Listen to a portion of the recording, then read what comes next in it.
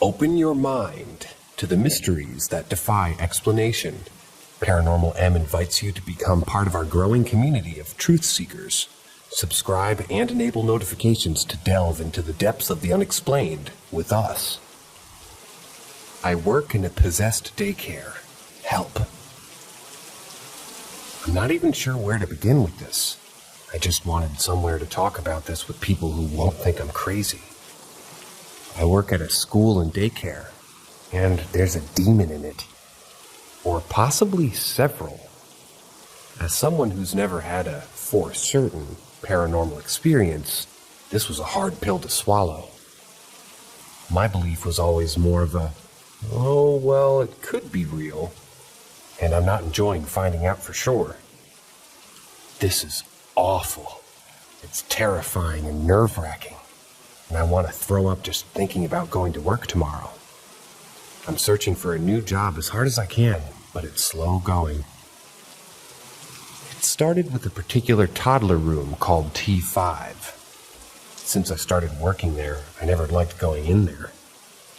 Couldn't put my finger on why exactly, but I hated T5. I thought it was just the kids were really out of control, really mean and aggressive for toddlers. But it ended up being more than that. I was in there, giving a break to their main teacher. I'm afloat. And all the kids were taking their nap. The room was dark, no sound except a quiet white noise machine. Then I heard something around the corner at the sink. The dishes started clinking like someone was doing the dishes. I looked around the corner, nothing was there. Sat back down, and it started up again. I shrugged it off. Next time I was in there, the closet door opened by itself. I still tried to shrug it off. Other things were happening too, though. I noticed I was suddenly having a lot of weird health problems, mostly related to reproductive stuff. I was getting bad dizzy spells and double vision, but I didn't make the connection that it was only happening at work, and only when I was in T5 or adjacent rooms. Then another teacher, who'd I become friends with, mentioned offhand that she and her daughter, who also had worked there, had felt like the place had really negative energy. When I asked what she really meant, she tentatively admitted that she'd seen weird things. Without me first telling her, I asked her what she saw, and she also described dishes clinking and doors opening and hearing a deep voice speaking from the ceiling, and dizzy spells, and other weird health stuff. She also told me, and by the way, I don't have proof of this or anything, that her former co-teacher saw stuff too. She also had 2 unexplained miscarriages while she worked there. And now that she quit, she's pregnant again, and almost due, with no complications. This teacher also told me that the former main teacher of T5 had been into occult stuff. I don't know if this was true or not. I only met her once, and all I noticed was that she was a really snappish and negative person who no one else could stand. She quit a week after I started. I do, however, know that 3 current teachers are also into occult stuff. Based on their social media posts, anyway. All 3 also bullied me and another teacher over being Christian. After that, it got worse. I felt like I was being targeted or attacked. I feel dizzy like the floor is tilting almost all the time when I'm in there. My body gets weirdly racked with pain that doesn't subside till I leave the building. This horrible dark depression comes over me like life is pointless. I close my eyes and I see glimpses of knives cutting my skin during nap time, when the kids are asleep. It's always when the thing really acts up. In T5, dishes clink every time, once the sink even turned on. Then whatever it was started knocking glasses on the floor. Another day during nap, I got my air cut off for about 5 seconds, like something had me by the throat. Then one of the almost 2-year-olds pointed to the doorway of the classroom and nervously said, "There's a ghost in there." She and another child often stare at something toward the ceiling and burst into uncontrollable crying and screaming. Sounds like claws tapping on glass windows happen all the time, and the shadow figures glide past the big outside windows. The other day, another teacher, who I had not even talked to about any of this, nervously told me the bathroom door in her classroom closed itself and clicked lock, despite the fact that it scrapes on the floor and has to be pushed really hard to close. Prior to this, my work bestie, the only other religious employee, had been the only one to say that she'd seen stuff. She quit shortly after. Now a third teacher, not religious, had seen stuff too. Then last week I saw it. It was like a black diamond shape in the air, above the shoulder, and a little bit behind a teacher standing in the hallway. The shape was kind of like a cloak draped, but mostly just a black mass with blurry edges. The head wasn't really describable. The closest thing would be a cross between a vulture skull and a plague doctor mask. I only saw it for a second and jumped out of my skin, but I saw it. It's worth noting that the teacher it was behind is a complete a-hole who probably shouldn't even be working with kids. And he has weird mood swings and sort of alternates between hitting on female teachers and acting aloof and yells at the kids a lot. Today I was supervising napping kiddos in an older classroom. That class has one autistic boy who is not very verbal. He was sound asleep and I was sitting in a chair between him and the bathroom. I suddenly began to feel really cold and the sort of familiar I'm being watched feeling. So I knew something was in there. Then I heard things being scooted around in the bathroom. It was quiet enough not to wake up the kids sleeping right by the bathroom. But the little nonverbal boy suddenly woke up, pointed at something and screamed. He isn't like that at all. I ran and hugged him and said, "Get out!" at the thing. It took a few minutes, but the feeling faded and the little boy laid back down. I've gotten enough confirmations that this crap is real. How do you deal with this? I feel traumatized. I hate it. I can only talk about it for sure with one teacher, but everyone in the building acts dark and depressed.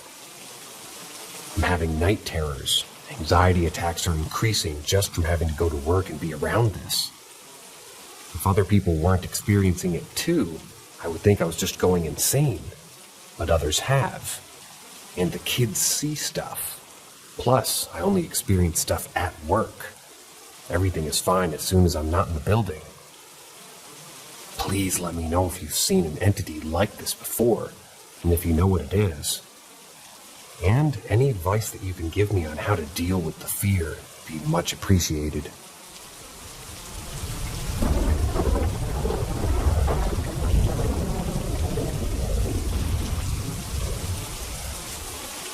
Scratches appearing on my body in real time.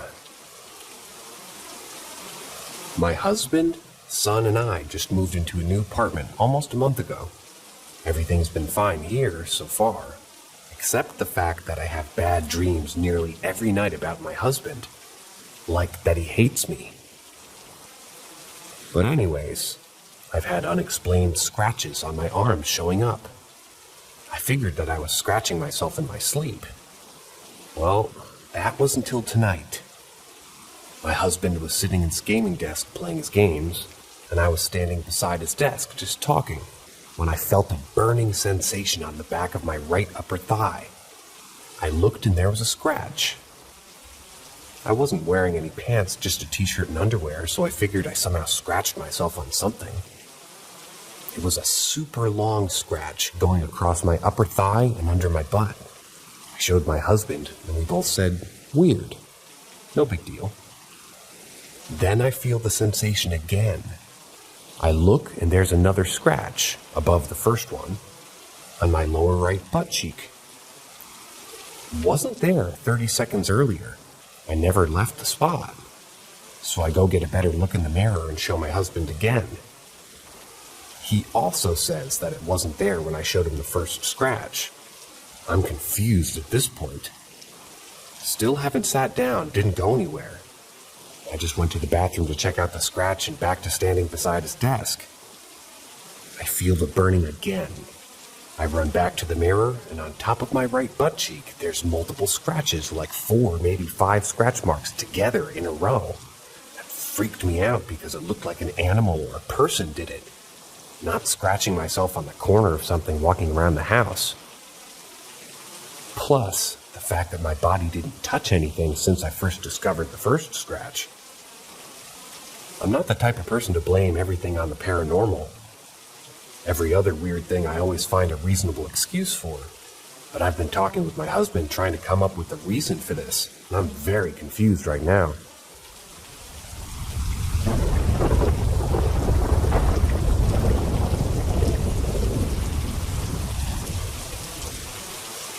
I saw a face in a tree. So, growing up, I lived in a fairly, unassuming council house. However, the neighbor claimed the house was cursed after my father passed away. Apparently, this was a reoccurring thing with previous tenants, too. One night after the funeral, and I can't give a specific time frame because I was like 8 or 9 at the time, I couldn't sleep. So, I decided to have a little walk around my room and look out my window to try to show my brain that it was nighttime, so it needed to sleep. I didn't look outside for long, however, as I looked a little bit to my right of my neighbor's tree, which grew just a bit higher than my window, and I saw a face, or maybe a mask. I'm not sure, but I think a mask. Looks like some ceramic masks that my mom used to collect and had hung on the wall in the house.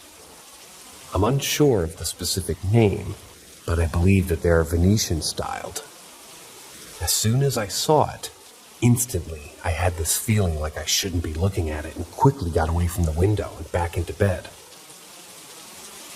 As soon as I was back into bed and getting my duvet over me, I could then hear my mom calling down to ask my brother if she saw something come up the stairs, as she saw a black mass that she compared to a t-shirt come over the upstairs banister and across the hallway. The creepier part to that, which I'm realizing as I type this, is that my bedroom was the opposite end of the hallway, the direction the mass was moving in.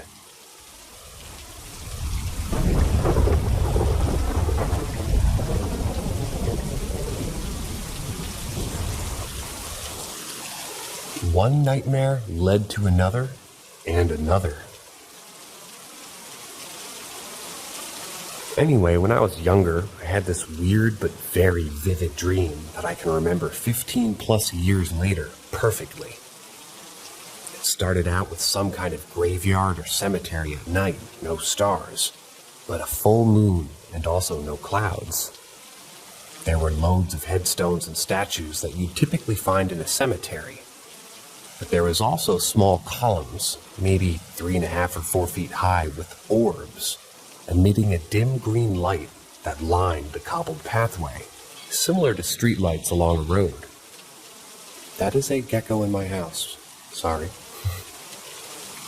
These all seemed to surround and encompass a one-story wooden house that had been painted blue with white accents. In the dream, I made my way into the house, which looked like it had been abandoned, and all the furniture cleared out. It had plain wooden floors, wallpaper that was a solid color until halfway up the wall, and a kind of two-tone floral on the top half. There were 3 doors in the hallway, but I took the one to the right into a room which had an old wooden rocking chair and an unlit fireplace. As soon as the door shut behind me, there was a flash of lightning and the sound of thunder that, when gone, revealed the chair was rocking and the fireplace was now lit.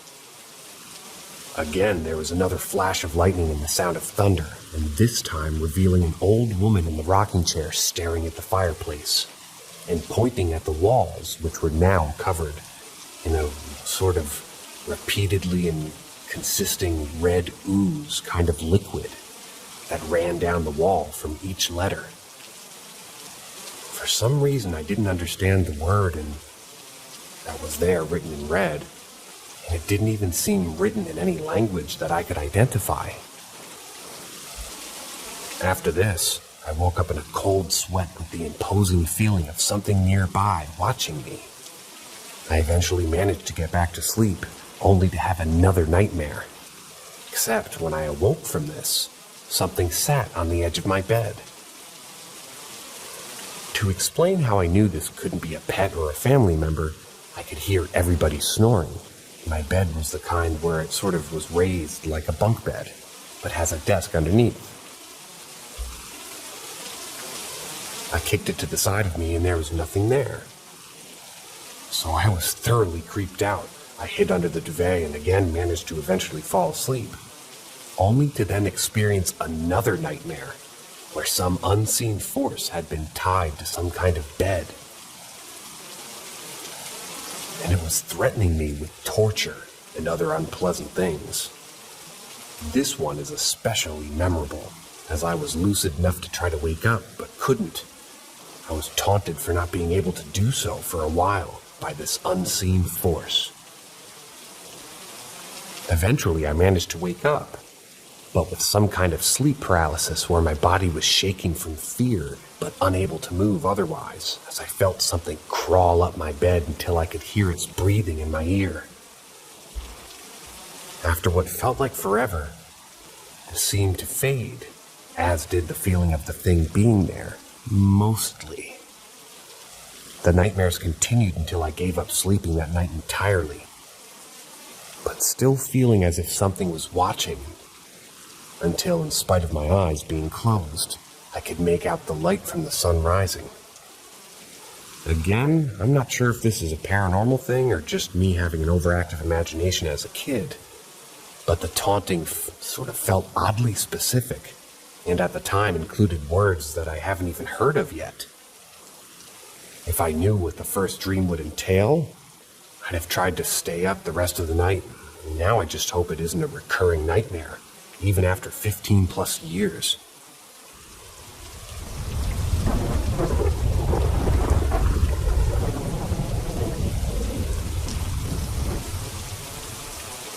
Odd childhood dreams of something. Only recently have I remembered this. When I was between the ages of 7 and 11, I had a reoccurring nightmare that I now believe to be a skinwalker. The dream was always the exact same. I would be with my family in the living room of my house doing normal family things when I go outside to let my quote-unquote dog inside. My dog ran into the living room and he was out of sight for a moment before something grotesque and definitely not my dog peered at me from around the wall. It was tall and pale, seemed to be skin and bones. When it turned to run back into the living room, I heard screaming as I ran out of the house and down the street. I kept running for a while, and at this point of the dream, I was always given a choice. I could, 1, pray to God, which I've never actually done outside of this dream, after which I would be picked up on the cloud and floated back to my house. Around my house, there were many other clouds, all of which had people I knew on them. My parents, my brother, grandparents, everyone I'd ever met. When I looked down at the ground, I saw the thing. It was angry. It seemed to be yelling, but I couldn't hear it. It kept switching between people that I knew to get me to come to it until I woke up. Or, option 2, I could keep running. I would run and run until I reached my grandparents' house, and when I walked inside, they wouldn't be there. but the entire place would be covered in blood.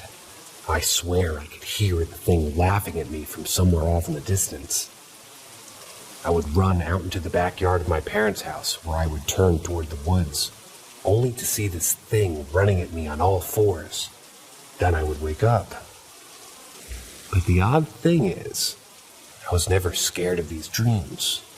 I was never scared while in them, or just after waking up.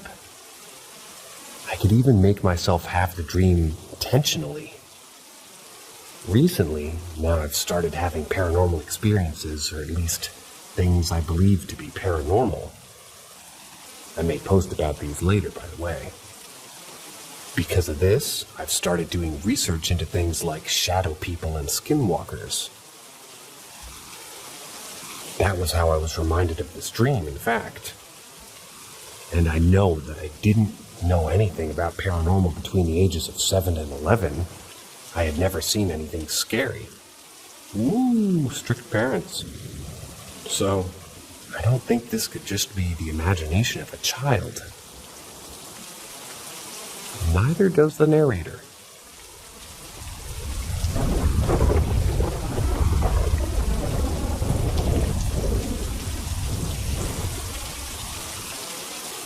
Creepy Scottish ghost encounter. I don't believe in ghosts, but I don't have any other explanation for this. So like I said, I don't believe in ghosts. If I see someone I don't know and trust, like on TV for example, telling a ghost story, I struggle to believe them. That being said, I had an experience when I was around 10 years old that I'm going to share today.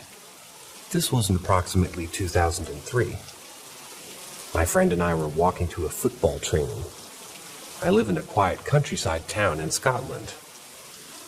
To get to the football training, we would walk past the tennis courts, as it saved a lot of time. The tennis courts are located at the bottom of a wide open grassy area. Next to the tennis courts is a sloped section of ground that runs the length of the court. I think it's meant to be the sort of stand where people can sit or stand and watch.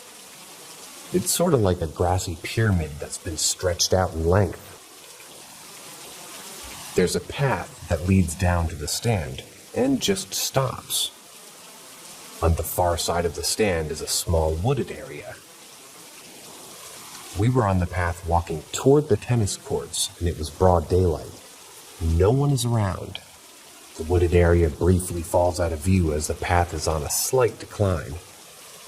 We walk up the hill of the stand, onto the main body of it, and there's a woman standing at the trees.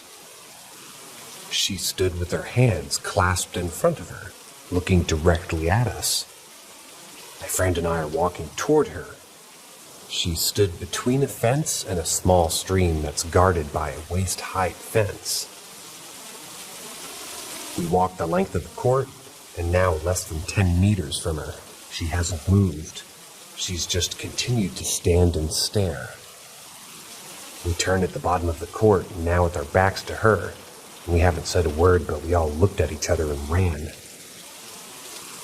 The woman was gray in appearance, but wasn't transparent or anything.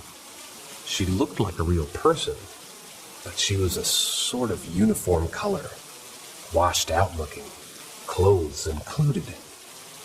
It's quite hard to describe. She didn't move once, and I don't mean that she just stood still. She didn't move at all. She was three-dimensional, but it was like she was a cutout that had been placed there. My first thought wasn't, oh my God, it's a ghost.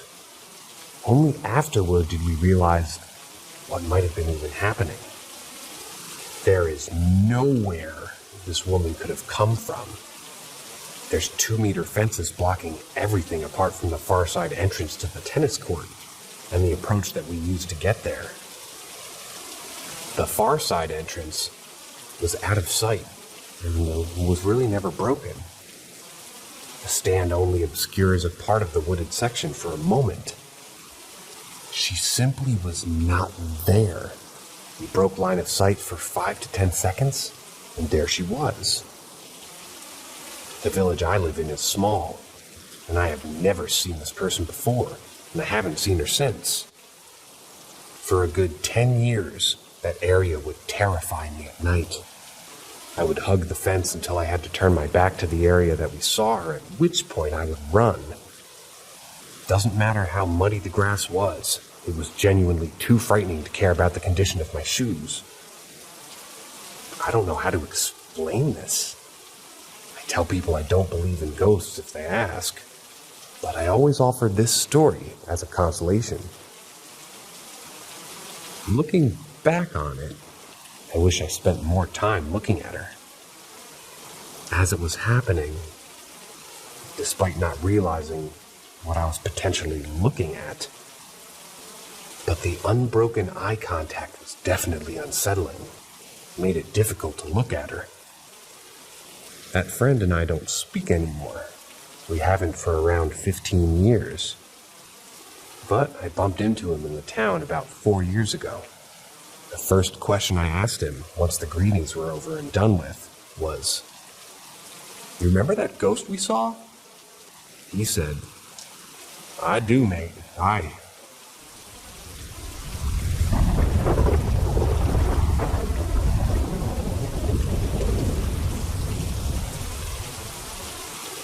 stayed in a haunted house for 5 months, and it changed my life. In January or May of 2022, my mom and I had moved out of our house due to my father passing away unexpectedly at home. A friend of my mom's, whose mom also just passed away, who used to live in the house as well, was nice enough to offer that we live there until we could find a different house and get back on our feet. We had stayed at this house before to watch our dogs for a shorter period of time, like a week while they were out on vacation, and every time we would stay over, she would say, "Let me know if the spirits do anything while we're away, and I'll get on to them. But just politely tell them to stop, don't be rude." And that's what we did. We would hear noises around the house, see figures outside, see shadows down the hallway, and we would tell them to stop, and it would stop for a few hours or so. When we first settled into the new house, after fully moving in, everything was as fine as it could be after that terrifying experience of my dad passing in front of us. But I do remember on the first night, I was on call with my boyfriend because I couldn't sleep, and I remembered hearing things that made me terrified. My boyfriend does not believe in the paranormal, so he would always say, "It's just the house settling." But I knew it wasn't. Some things that have happened to me while I lived in this house are as follows. I had an old cabinet that the homeowner's mother, who just died as well, used to own in my room. I had clothes and my skincare inside, so I would use it daily. It was hard to close, and we had to essentially clamp it shut or else the door would swing out by itself. So like every morning, I specifically remember clamping it. But when I got home, the doors were both fully open, and one of my sweaters looked like it had been thrown on the floor. The scariest thing was that my mom had arrived home maybe 25 minutes before I did, and she said the cabinet was closed. So this happened in the span of 25 minutes. Sometimes I would get home very late after being at my boyfriend's house until 9, 10, or 11 p.m. I would get ready for bed, take a shower, and get water from the kitchen. Where my room was located, you had to walk past the front door, which is fully glass. I would always see figures in the yard or on the porch walking around, and it always terrified me. The homeowner's mother, who had died, absolutely loved one of the dogs, and her name was Lady. Whenever she would want Lady around, she would always call out her name in a very specific and memorable way. One day, it was just my sister and I in the house, and the narrator's gecko. I was in the kitchen, and she was in the guest bedroom by my room. I heard what sounded exactly like the mom yelling for Lady. It was loud. I run to my sister's room. "Did you call for Lady?" I asked her. "No, why would I? She's laying on her bed right here." She pointed at the floor on the far side of the bed, and sure enough, there she was. The final experience I'll be talking about, definitely not the last I've experienced, is the biggest one for me. And it's happened to me twice. Everyone was there that evening. The homeowner and her husband, my mom, my sister, my boyfriend, and I were all in the house. We were having a big dinner. I can't remember what, but I went into the kitchen to go get a drink, and my sister said that she was going to go do the same. So I figured she was right behind me. I'm standing, facing away from the entrance, and I felt someone touch my shoulder. Not too firm, but not too gentle either. I say, "What?" and turn around, only to see my sister just then walking to the kitchen. My mouth dropped. I asked, "Did you just touch my shoulder?" She looked at me like I was crazy. "I just walked in." Started to freak out. "Someone just touched my shoulder." People ran into the kitchen to calm me down. The homeowner looked at me in shock and said, "No one has ever been touched by the spirits in this house. Maybe my daughter has been years ago, but that was when she was very little. They would always mess with her, but I'm still not sure that she actually was touched." It's safe to say, I never entered that kitchen alone ever again. So yeah, there you have it. Some of the best experiences I've had in that house. The last experience has forever changed my life. I think about it daily. For context, the house is 100+ years old. The homeowner grew up in that house and her father passed in the living room. My mother lived with her up until a couple of days before she passed. She passed in hospice. My mom and I moved in right after. Witnessing our dad pass in our house. He very well could have followed us there, and the area of Virginia that we lived in was surrounded by battlefields nonetheless.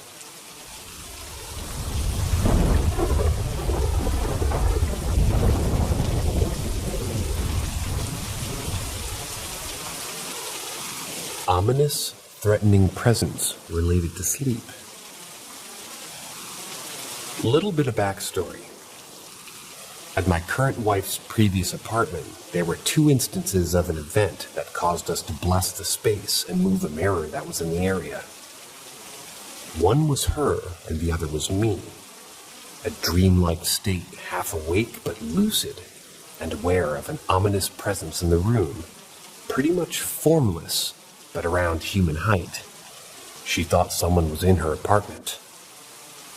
Said the presence was included in her dream until she half awoke, noticed it in real life, and went back to sleep. Shortly thereafter, the same thing happened to me at her apartment. Went to sleep, woke up, in a night terror-like state of being unable to move.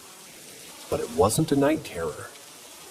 Noticed similar presence move from under the bed to the door and then disappear. I say this with a grain of salt, and at the time I didn't freak out till I woke up. But confidently and truthfully, nothing has ever rattled me like that did. I know what lucid dreams feel like, and that was very, very, very real. There was another instance of, a phenomenon in our new place. Granted, I was high and awake. 2 mirrors faced each other in the bathroom, and in the hallway I saw movement. Needless to say, I freaked out. Chalked that up to the drugs, though. But it was quite similar, so I bookmarked it. Moved one of the mirrors as a precaution. But anyway, this is my concern now, because it may be unrelated. You know that feeling your body gives you when it thinks it's in danger?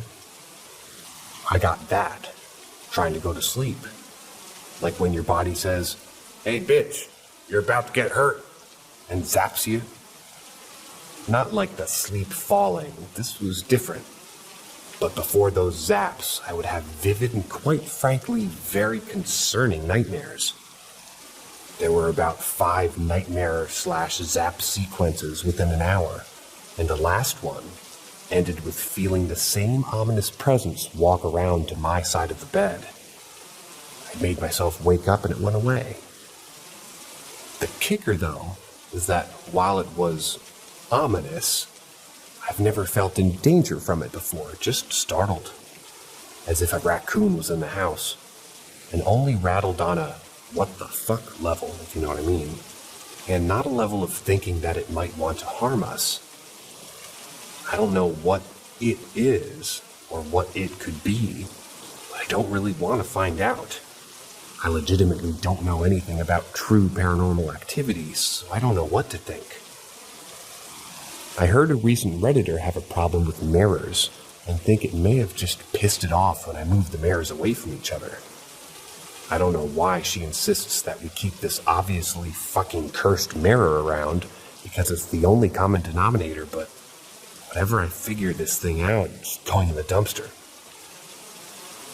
Aside from these sleep events, and the one high event, which very well could have just been a shadow, nothing else has happened. If this is legitimately just nightmares, I'm cool with that.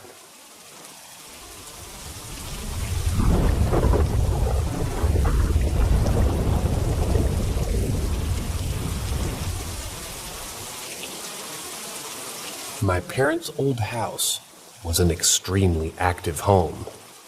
A few stories of many. Here's some brief important background information. For about 12 years, my family owned a house on a hill in a spread-out neighborhood in northern Nevada. The house was actually the highest house in a small valley and somewhat remote. The layout of the house is important, so please bear with me. The building itself was bizarre, as it was built into the slope of a hill. It was technically 3 stories, as the bottom level was half underground. We called it the basement, but I guess it really wasn't. That's where my bedroom and laundry room was. You entered the house from the 2nd level, the kitchen, dining room, and living room, and on the 3rd level was 2 small bedrooms. The first occurrence was when I lived there alone. My parents had purchased the home but couldn't make the move for a couple of months. I was watching over the place and just helping them with getting the bottom level livable. It was concrete and exposed drywall at this point, but I still chose to live down there. One night I was camped out and watching TV when I felt a strange sensation, as if there was a lot of static electricity in the air. I remember literally watching my arm hair stand up. I saw something in my peripheral and looked up to see the bedroom door sliding closed. Not violently, but slowly. Again, this was an old sliding wooden door, one that slides into the jamb or wall. No explanation like a possible draft makes any sense. It was jarring, but I wasn't at all scared. I was so new to my surroundings that I was just frustrated that I couldn't figure out the cause. Through all of my experiences in that house, I was rarely outright terrified. As the family got settled into the new home, there was a period of frequent activity, weird noises and misbehaving electronics. My family was myself, mother, and stepfather. My older sisters would live there on and off, and one of them was there for the next major event. Late one night, I heard a sudden and somewhat violent commotion upstairs. Directly above me was the kitchen, and anything happening in there was always obnoxiously loud, even just someone walking. The tile in the kitchen and general acoustics allowed for some really annoying sound travel. The sound carried so well that whenever I heard footsteps, I could tell which family member it was up there and what they were doing. If one of our dogs was in there, I could literally tell which dog it was by the little tappy taps. I often call them that. Or rather, I often caught them in the act of stealing food and generally misbehaving this way. It was incredibly irritating. This particular noise sounded like two large men wrestling. It was loud. I heard a chair drag and two distinct massive individuals literally fighting, rolling around. It went on for several minutes. My parents were out of town, but one sister was also home. Her bedroom was directly above the kitchen. My first thought was that my sister must have had friends over, and they just had a few drinks. Maybe her guy friends were horsing around. I was livid and called her up to chew her out, only for her to answer and ask what on earth I was doing that was so loud. We both worked up the courage to meet in the kitchen while staying on the phone. The lights were on and no one was there. Everything was neat and in order. The noise only stopped when we neared the kitchen. This had gone for so long that we had plenty of time to contemplate what it could be while it was still happening. She ultimately stayed in my room the rest of the night. The next incident was really two incidents. My mom found a dead little bunny on the porch. The only unusual thing about it was that it was placed evenly on the doormat and had no obvious injuries. We have dogs, but they didn't seem to have access to this area. My stepdad is a sweetheart and actually buried it. Here's where it gets weird. About a week later, I was chatting with my mom as she took a break from her schoolwork. She had been using her first or second gen iPhone to utilize the dictionary and thesaurus website, and this was before iPhones had voice command capabilities like nowadays. So, the model's important. As we chatted, her phone went to sleep from inactivity. At some point, the phone lit up, and the page that she was on refreshed itself as if someone had put a new search query in. We both saw this happen, and no one was touching the phone. We were obviously distracted and watched the phone to see what it was doing. The page loaded, and in the thesaurus search bar was rabbit killer, with obviously zero search results. My stepdad, an IT guy, tried to convince my mom of a technical reason for this, but later told me that it wasn't actually possible, and he didn't know how it could have even happened. iPhones were a little bit more primitive back then, so no Siri. For months, we endured random noises and doors closing, so often that we actually got kind of used to it. It rarely felt hostile. And when it did feel hostile, it strangely didn't feel directed at us. It was like some spiritual shit was going on and we were just in the wrong place at the wrong time and happened to witness it. At a certain point, it did seem to take notice of us, and when it did, it really did. This is the last major incident that I'm going to list here. One night, my parents claimed they woke up to the dogs growling on the bed. They both sat up and flipped a lamp on to find me standing over their bed. My parents both wear glasses, but they aren't blind, and it's hard to mistake me. I'm about 6'3" and tower over the family. They tried talking to me, with air quotes, but got nothing in return. They were convinced that I must be sleepwalking, despite having no history of sleepwalking. And they said it was actually funny, and they were amused by trying to wake me up. This thing eventually wandered off after studying them for a few minutes. What they didn't know was that I was not home that night. I was crashing at a friend's house. The next day, they were cracking up telling me about my bizarre behavior in the middle of the night. I honestly debated not even telling them that it wasn't actually me and that I wasn't home the previous night because I didn't want my mom to flip. She took it well, but I can't tell if she believed me. some notable details. The house is near a reservation, although I'm wary of assuming anything about a culture that I'm not a part of. We're all white except my stepdad, who is Native American. This is also an area where people claim to see a lot of UFO activity. In fact, this part of Nevada in general is hot. It's considered to be a hotbed for paranormal energy in general.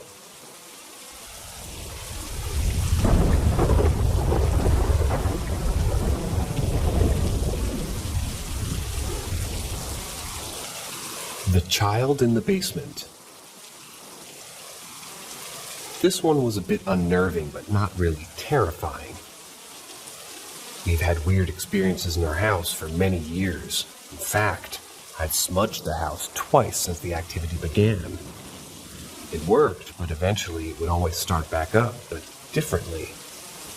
I attribute this to the fact that I'm a home improvement contractor and have strange experiences in people's homes all the time. Anyway, the other day I was down in my basement switching out laundry.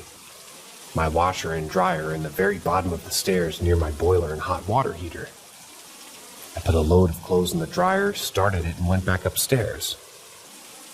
As I reached the top part of the stairs, I heard a loud metallic bang, as if something heavy fell and hit the dryer. I went back down thinking that I had knocked something over. When I was leaving, but couldn't find anything out of place. I looked around for a minute or two, finding nothing, and I blew it off and just went back upstairs. When I reached the top of the stairs, I was about to open the door and walk into my kitchen when I heard it again. The loud metallic bang. The same exact sound that I heard earlier. Now I'm starting to freak out a little bit. I thought maybe I put something in the dryer that could cause the noise, so I went back down, opened up the dryer, and looked through the clothes and found nothing. I restarted the dryer and waited a good 4 to 5 minutes looking around for something that could have caused the noise. I found nothing and the noise didn't happen. After I restarted the dryer, Now, I'm thinking that it could be a spirit messing with me. We had our house red last year, and the sensitive told us that we had 2 spirits that resided in our basement. One was an old woman who hung over by my little workshop on the opposite end of the basement, and the other was a little boy who resided in the area near the washer and dryer where we store all of our clothes. Thinking the boy was playing games with me, I spoke out loud to the empty room and basically said that I was okay with it sharing the house and the spirits, as long as they meant no harm to me or my family. And if they meant to scare or terrorize anybody, that they were not welcome, they would have to leave. I turned around and went back upstairs, and the noise hasn't happened again.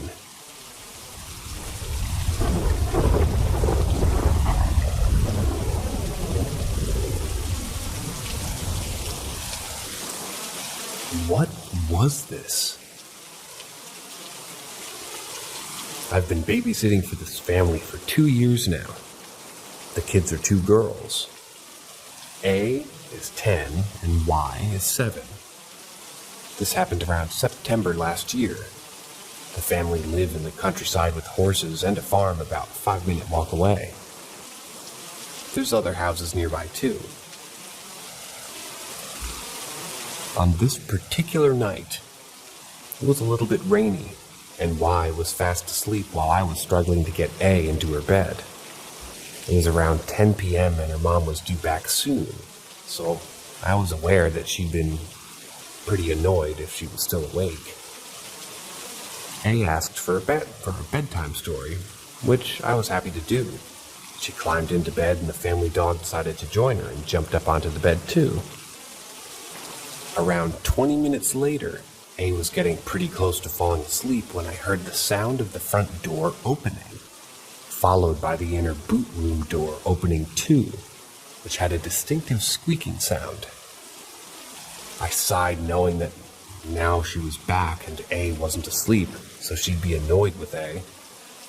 Although when I checked my phone, I noticed she was 25 minutes early, which is strange of her. The dog instantly jumped off the bed and ran downstairs barking, which in turn caused A to sit up and ask, "Is that Mommy?" I assured her that it was okay and to lay back down as soon as she was pretty much about to fall asleep, which she did. I got up and started walking out of her room and across the landing to the stairs. Only the top of the stairs are visible from the area I was standing. Before I could make it to the top of the stairs, I heard the sound of the mom's voice calling up, "Hello?" from the bottom of the stairs. She said it in a whisper, so I replied whispering, "Hi." Although, when I got to the top of the stairs, I peered down and there was nobody there. Just a weird silence and emptiness. I slowly walked down and looked around all of the rooms, but with no sign of the mom or anybody for that matter. The door was still locked and their dog was now laying down by it. Trying not to freak out, I unlocked the door, expecting to see her car or a neighbor or something. But there was no one there. I even checked in on why, but she was still asleep. I couldn't find a cause of all of this. No intruders, no TV on, and no one was downstairs when it happened. Their mom arrived back 20 minutes after this, and I told her about what happened. She was shocked and a little bit scared, but assured me that she hadn't come back early and left again or anything like that, like I convinced myself what had happened. A thankfully didn't remember any of this the next morning. As I expected, she was half asleep. When she asked, "Is that Mommy?"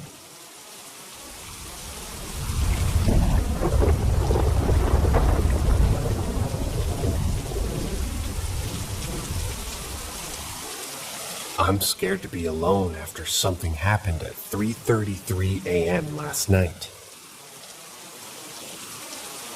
Honestly, I don't know how to start this, because I sound so insane, but it started a few weeks ago.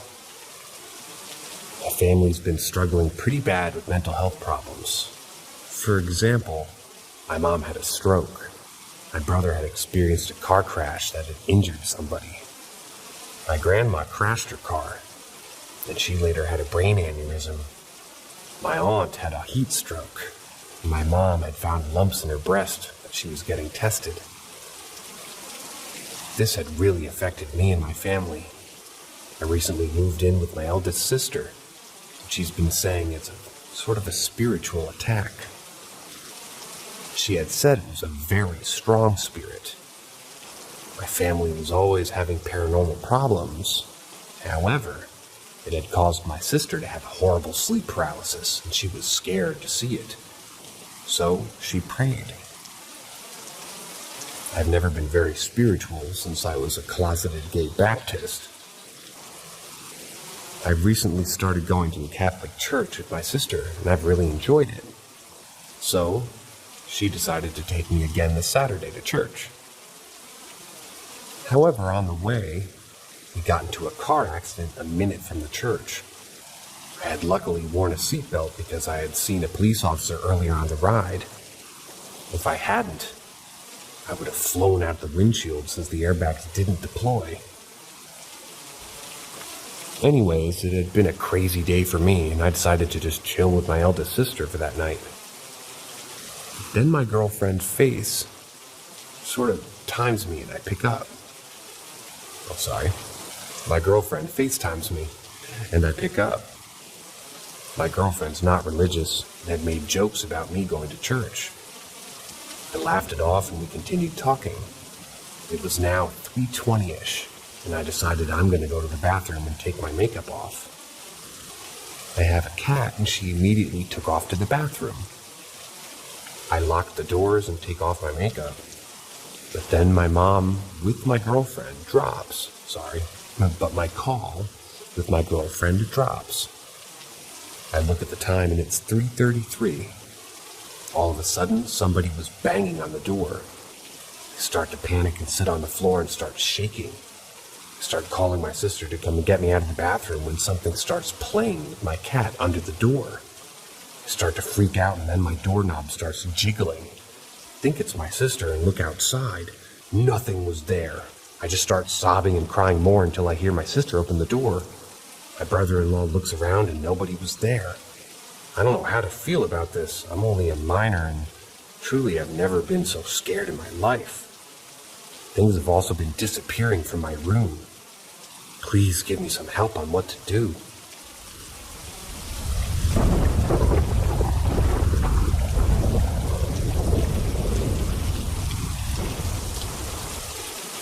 Book sent from heaven. I started kindergarten at 3, and there I met my friend F. We were friends until his passing when he was 20. We were also classmates until we were 14, as he changed schools. Grade 8 was the last that we shared together. I'm aware that grade numbers are different depending on the country. I'm clarifying just in case. Almost 4 years after his passing, I was in a very dark place. I had a job and money issues. I didn't feel prepared for a final. I was heartbroken. And on a particular Friday, I remember speaking to a friend about my suspicions that I had been molested as a child. I don't think so now. Anyway, I remember that on the day, I promised myself that I wouldn't leave the house the following days, that I would stay in during the weekend, because that's what I do when I'm sad. I even had a plan to watch documentaries. The very next day, on a Saturday, my sister informed me that she had lost her ID, but she needed to go to a concert that night. I suggested that maybe she left it at the English Institute that she'd go to twice a week. I asked a friend of mine who worked as a teacher there if she had seen it. She hadn't, but offered to look it up and go with me in the afternoon. Again, this was a Saturday, so the Institute was closed. She would open it just for me. As I was waiting for her to arrive outside of the Institute, I saw that a shop that was near sold. I saw that a shop that was near sold used books. They had hundreds of books inside the shop, and outside, they'd place a table on the street with like 20 piles of books. Each pile had like 4 books. Only one book was open. I recognized it. It was a book I had used in the 8th grade. I checked its owner, and it was my friend's, the one who had passed away 4 years before. He had sold the book when we were 14. It even had my writing on it. I guess we did homework together. I bought it and gave it to his mother as a present. It always felt like it was his way of saying that he was there for me, especially after having confessed my childhood suspicions.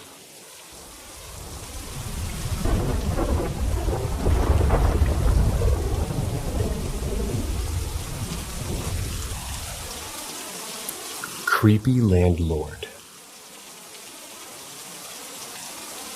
So I used to live in this old house with my partner and a friend of mine. It was rumored that a mother killed her baby and hung herself afterwards in one of the bedroom closets. That place always gave me the creeps, especially upstairs in the little corner of my bedroom. Well, one night I'd gotten up to go get a drink and a snack. Grabbed a drink from our entryway, and then went into the kitchen to grab something to eat from the fridge. I set my drink on the kitchen counter and started to walk toward the fridge. As I was about to open the fridge door, I noticed something in the corner of my eye jump off of the counter and land on the floor. It was the drink that I had just set there. I sat there for about 10 seconds in disbelief, because this was a full bottle of vitamin water, and I know for a fact that it didn't just tip over and fall. It had literally flung off of the counter and landed on the floor. I noped the fuck out of there and went upstairs to seek comfort with my partner. I left the drink and decided not to grab a snack. I told my friend about what happened the next day, and he said that he had experienced some similar things happen as well.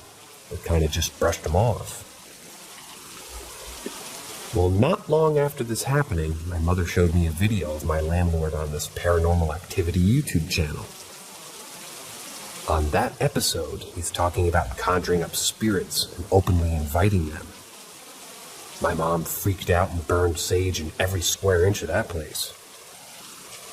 The landlord's name is Josh. He always gave me a weird vibe. But I never expected that.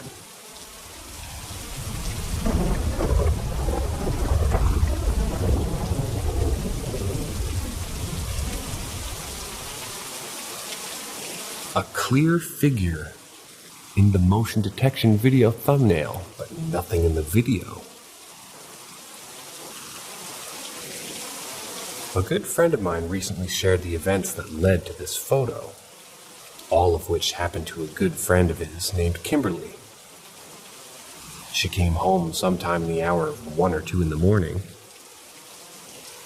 As she was about to head upstairs to let her father know that she had arrived home safely, she heard a noise. Weird enough for her to do a quick walk through the main floor before actually heading upstairs. As she reached the top, the alarm system went off. "Warning, an intrusion has been detected," appeared on the phone screen. Oops, that was not a voice, my bad. Kimberly's father came out from the bedroom and tried to hurry to the entirety of his family to the upstairs room so he could go check out the situation. He checks the house and doesn't find anything odd with any of the rooms in the house until he opens the inside door to the garage. The garage door to the outside was wide open. During the commotion, Vivint phones Dad to see if everybody's safe. Although the garage door was open, there was no intruder or immediate danger to report on. After ending the call, locking the house, and arming the system again, a second notification appears on their phone. Kimberly's family has a premium package with Vivint services. Including in this package are motion-sensing cameras that you can set to program at certain hours for specific dates for when your family's away for extended periods of time. When these cameras detect motion at a designated time, it will clip and send the recording to the user's phone. The second notification opened up to the following. All of this happened in August of 2019, and there have been no answers yet. Our friend shared this story on her podcast a month ago. Kimberly was wearing nothing similar to what the figure was wearing, but what about the video? Play the video. When played, there's nothing that appears in the entire clip. Even when you click and drag and scrub through frame by frame, nothing appears. The only thing that we have is the thumbnail of the video.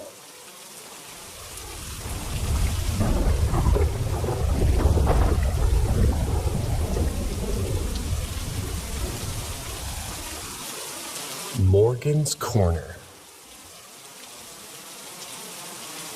226 years ago, King Kamehameha, yes, Goku's favorite move as far as I know, it's actually named after our Hawaiian king, was working to unite the entire 8 separate islands under one kingdom.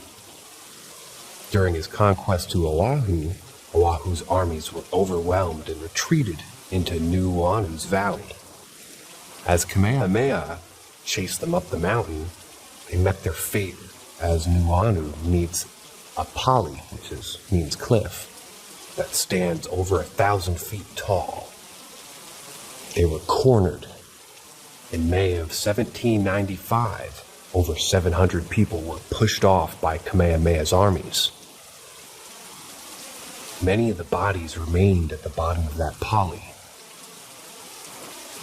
Near that same cliff point, and 150 years later, 2 escaped prisoners murdered Therese Wilder in her home. She died from a broken jaw received from the struggle, and by suffocation from the gag that they had placed around her neck and mouth. That area's namesake comes from Dr. James Morgan, who also lived there. Morgan's Corner is a hotbed for paranormal activity. I'm confident that history has left grimy fingerprints on that area, and it has an effect today. From orbs to figures, it's allegedly been there and done that. Here's mine. I watched the darkness swallow the light. Let me lay the scene a little further. I grew up 15 minutes away from Morgan's Corner. The area now has a heavily trafficked 4-lane highway that cuts up the side of the cliff and through a tunnel to the other side of the island. This is the Poly Highway. The highway traverses thick-ass vegetation, huge monkey pods that shield like umbrellas, banyans that droop like melting plastic, excuse me if I said that word wrong, and a host of other beautiful types of tropical plants and trees. Tucked away in this forest, in a turn-off point that's invisible to those who blink at the wrong moment. This turn-off leads to Morgan's Corner. Some friends and I decided to check it out. We took 2 cars and caravan as soon as it was dark. Vehicles don't go very far, or there's concrete roadblocks there. Foot traffic is allowed, and there's a space on both sides to allow for it. During the day, people will go on jogs and walk dogs there. It's sort of a residential neighborhood that's somewhat near the main highway. At night, there's no street lighting to illuminate any of it. As Boy Scouts, we came prepared. A few heavy-duty maglite flashlights, a pocket knife, and some water. We were planning to explore the property that Therese Wilder lived at.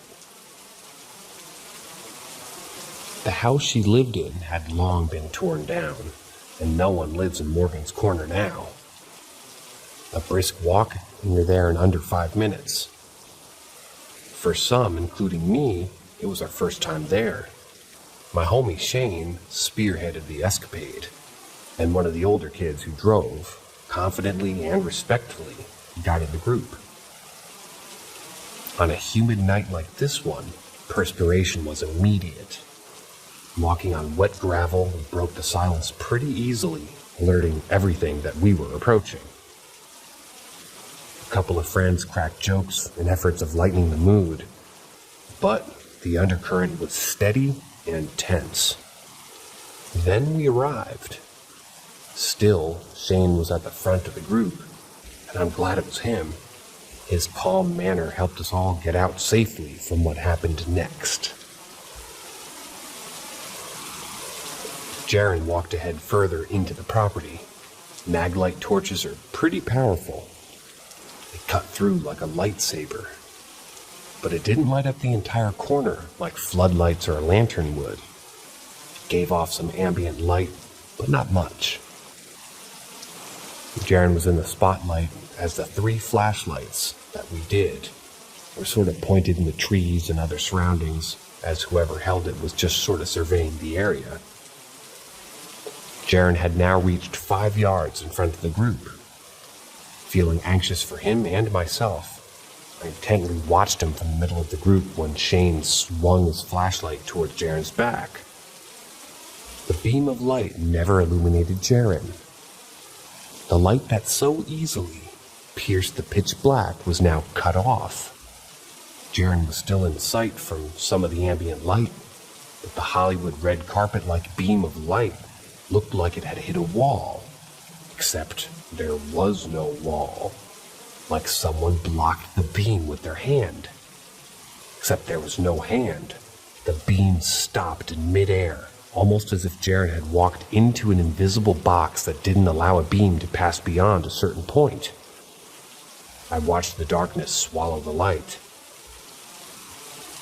This event happened in the span of about 2 or 3 seconds. Shane stepped toward Jaren, grabbed his shirt, and said strongly to everybody, "Let's go." The assertiveness was palpable enough that no one questioned it.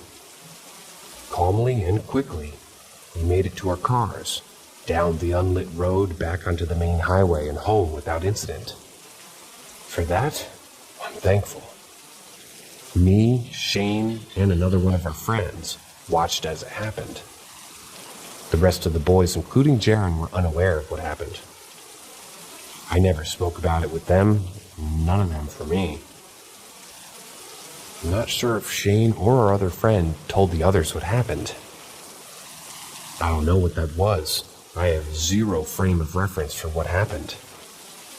I host a podcast where me and my two best friends tell first and secondhand scary stories, and in the 400 plus stories that we've heard and told, nothing is similar to what we experienced that night in Morgan's Corner.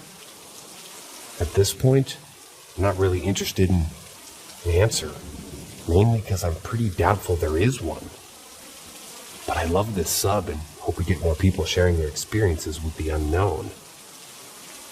If anyone has a story that wants to be featured and retold in their podcast, let me know. I posted a year ago on this sub asking for stories and got a positive response and credited those who shared. Hope it's still okay to plug that real quick. Let me know if it's not. Anyway, trust your gut and watch your back. Everyone, especially your friends.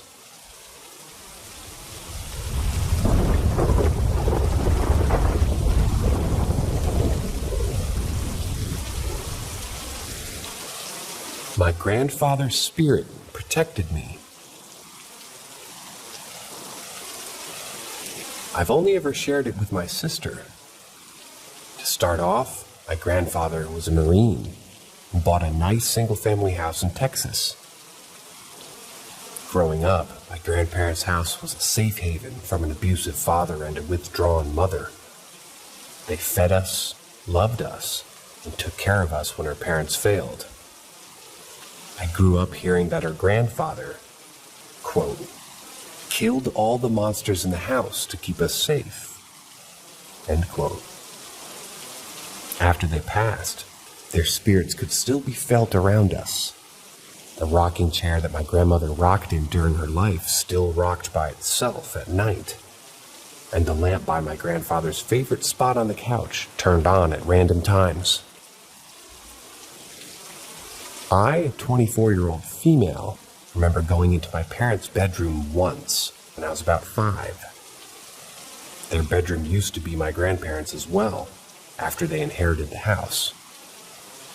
I laid down in their bed for a nap and felt some sort of energy in the room.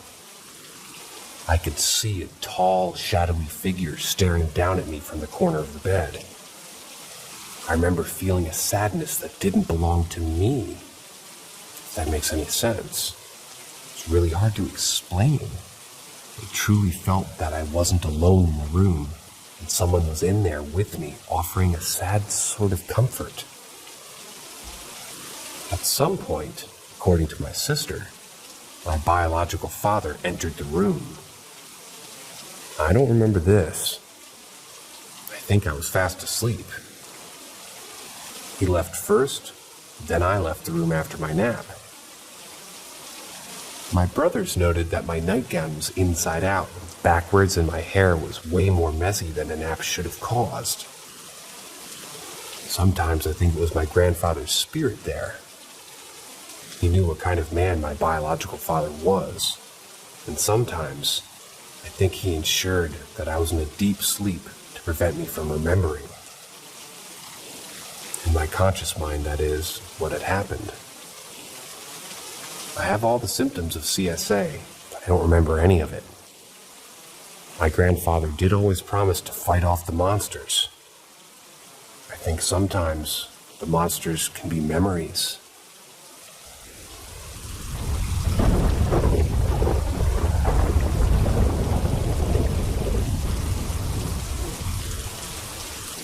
Every haunted location has a history. We don't just tell ghost stories. We uncover the truth behind them. Welcome to Paranormal M. Subscribe and face the past. To preface this, while I do believe in ghosts, I am somewhat of a skeptic. Unless I've seen something concrete or have proof. I've seen what I believe to be a total of 3 different ghosts. But they were apparitions that disappeared quickly, Nothing like this. I recently moved into an apartment, and I think a ghost is finding things for me. Either that, or the objects went temporarily invisible. It started with the base to my iPhone charger. It was disappearing into thin air one night. I always keep it in the same spot. My roommate swore up and down that she hadn't touched it. It really stressed me out because I had to go to work the next day. And, well, I need a nap to clock in and out. That's annoying. I was very upset and eventually went to sleep. The next morning when I checked, it was exactly where I left it. One could explain this away as my roommate finding it and putting it there. And that's what I thought happened. The next time the mic to my headset went missing, it does detach from the headset in broad daylight. It was in its designated spot a few minutes ago, and I was completely alone in my locked apartment aside from my small bird, who's too small to lift either of these objects. Doesn't really like to leave his cage. I looked everywhere around the couch, talking to my bird the whole time. I bent down to look under it, and when I stood back up, my mic was sitting right where it was supposed to be, like it had been there all along. It was at this point I began to suspect something. I began to suspect something paranormal. I verbally thanked whoever or whatever it was. Then kind of had a short, obviously one-sided conversation. I'm used to talking to myself or my bird a lot, so talking to the air wasn't that weird to me. I got an almost warm shiver up my spine in response. It was comforting and felt safe, and I'm not exactly sure how to describe it. This is what made me think that they were benevolent with a possible mischievous streak. I got the feeling that they just liked being acknowledged. Yeah, I'm comfortably unaware of, well, rather aware of how crazy I sound. But there's more. Every time something went missing from its spot, and my roommate wasn't home because I don't want her to think I'm crazy, I'd talk to my ghost and politely ask for their help to find it. I would inevitably find it where it was supposed to be, maybe a few minutes later. I'd get that warm feeling again when I thanked them, and this went on for a short while. One day while I was alone, I was listening to a story where a woman described having a friendly ghost in her family home. She said it did a lot of things that my ghost didn't do, but then she said that it would find lost items for them within a few hours. And that's when it really hit me. I paused the video and I asked, "That's what you are, aren't you?" I got a really strong, warm, shivery feeling in response. Seemed happy, so I took that as a yes. Well, maybe I am crazy. Maybe it's confirmation bias. Still not quite sure what to think. Then last night, when my roommate was asleep, my charger base went missing again. I asked the ghost if they took it, or if they knew where it was. But I got an uncertain, indignant sort of shivery feeling. I thought maybe they were just being stubborn, but then I remembered I'd actually left it somewhere other than usual. And sure enough, it was there, and I said, "That's what you were trying to tell me, wasn't it?" I got warmth and contentment and satisfaction in response. My items still go missing from their spots, especially when I'm alone. I still find them there after I ask for their return or help finding them. Still not certain if the ghost is taking them, or if I may be putting them in other spots I forgot about. What really matters to me, though, is that they're found, which they always are, and I'm not sure if the same thing happens to my roommate. I don't want to ask because I'm unsure of her stance on the paranormal. Always assume it's a normal stance. I assumed ghosts were part of the child's imagination, until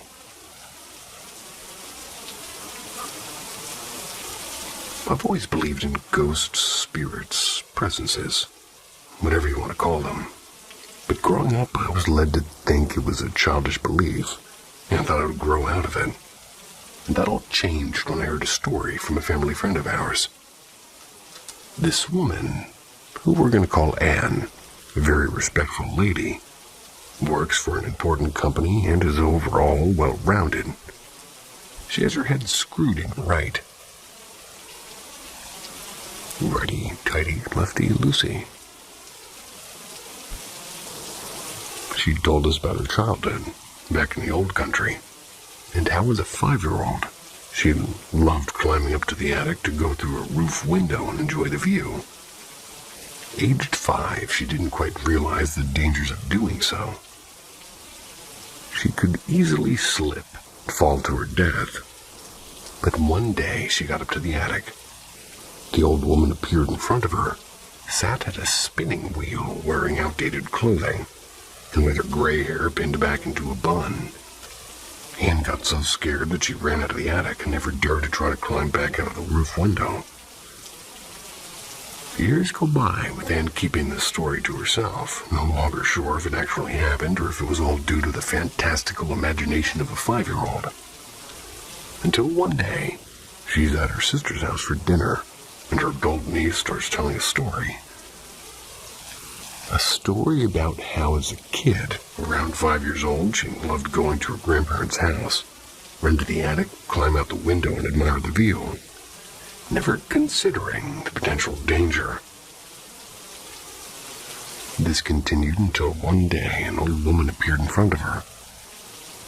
Anne froze, asking for specific details about this woman, and they realize they have the same vision of an old woman spinning a wheel, dressed in outdated clothing, and with her gray hair pinned back into a bun. They'd seen the same thing with over 20-year intervals. And I remember hearing the story as a kid, being absolutely shook, and so, yeah, I still believe. Anne actually sees it in a positive light. She believes the old woman appeared to protect them, since both her and her niece never climbed out of the potential lethal roof after that. Clown. When I was 6 years old, my mom took me to a circus. There at the entrance, we were greeted by the scariest being I've ever seen. And since that day, I've been very afraid of clowns, which became a trauma that I still can't get over. One time, December, I'm home alone, my mother was out of town visiting Granny. My dad working until late. My brother, I believe, was at a friend's house, so I was alone, and I received a call from my best friend. She told me she was going to pick me up so we could go to the fair. Obviously, I asked my parents for permission. Since they've known my best friend since we were little, they said, the fair was not very far from my house, and I was very surprised that they let me walk there since they never really let me out alone. And to this day, I am prohibited from going out to the backyard without somebody being with me. The fair was located in an empty lot. It was installed every year there. We played a lot of games, and winning stuffed animals or sweets, and we ate a lot of sweets. When we were taking a break, we met a clown. I froze for a moment, and he didn't speak. He just smiled and walked around the place while making gestures with his hands and weird faces. And to be honest, he seemed to act more like a mime than a clown. But it seemed that he was discreetly approaching us more and more. It was time to leave. My friend greeted him before leaving, and you could see my face of fear at the moment he looked me straight in the eye. But we still kept walking to get to my house early. We started talking about how weird was that, and that we started hearing a noise behind us. It was strong stepping, and they both heard around, but there was nothing. So we kept walking for a couple of minutes, and my friend got scared and started saying she'll wait for her parents there. I told her to go to my house and call them just to be more safe. Obviously, I told them that because I also felt that something was not right, and I didn't want to be alone myself. We both knew that we were being followed and that it was not good. But at the same time, we were relieved because we were at the entrance to my house. Started looking for my keys, of course, and I always have the habit of losing them, so it was going to take a while to find them. Didn't take me too much to find, but at the moment my friend whispered to me to turn back, and there was a clown watching at us, hidden in some trees of the neighbors. When the clown noticed, we noticed him. He went out of the trees, started walking to us. My hands were shaking a lot. My friend grabbed the key and I dragged myself with her inside my house, locking everything with a key. The truth is that we feel a little relieved since, as my family cares a lot about security. The inside door had 3 padlocks, and the back door 4. So it's hard to get in, and before you ask how my friend opened 3 padlocks, the door was open, and I have 2 doors. The first one only has a key, and the second, which was open because I leave it like that, so they think there's people in the house or something like that. Immediately, I called my parents to tell them what had happened. My father said that he would leave work as soon as possible, but his work is 2 hours from my house. So when he said that we should go hide in his room, and he told me I know what to do if somebody gets in. Brief explanation. My father is very obsessive about security, and, well, I enrolled in self-defense courses and handling weapons, things like that. My father had a gun in his room, which could only be used if something very bad happened. So already in the room, I looked out the window, and there we could see the clown standing in the middle of the street, watching my house, looking straight at the window, looking at us. It was like as if he was watching us or waiting for us. I rapidly closed the windows. We went hiding. My father arrived at a light speed, and when driving is a very kind of cat-free When driving is very cat-free. C-A-F-R-E. Carefree, perhaps? Well, I skip red lights and everything. I think driving with my dad scares me more than a clown. But when my dad arrived, the clown wasn't there anymore. Or at least that's what we really think, since he could go back in hiding. I'm even terrified of the idea that maybe he was hiding in the trees all night watching us sleep. Mom arrived hours later, and my brother stayed at his friend's house for security. The next morning, my grandfather, being head of the ministry, took me to the police station to make a report of what had happened. Later, we went to the fair to solve things. But when my grandfather asked about the clown with the black and white makeup that carried a giant mallet in his hands, those at the fair could only answer that no clown with those characteristics worked there at the fair.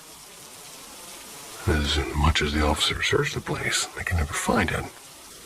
I'm grateful to have made it home before the clown approached us. We moved to a new house near my grandparents. People could say, but if you see dead people and paranormal things, why are you afraid of a simple clown? Let me tell you something. In this world, well, you should be afraid of the living people more than the dead. Sometimes. The thing in my grandma's house. For some context, my grandparents, we lived very close to each other. My grandparents and I. Our houses are literally connected.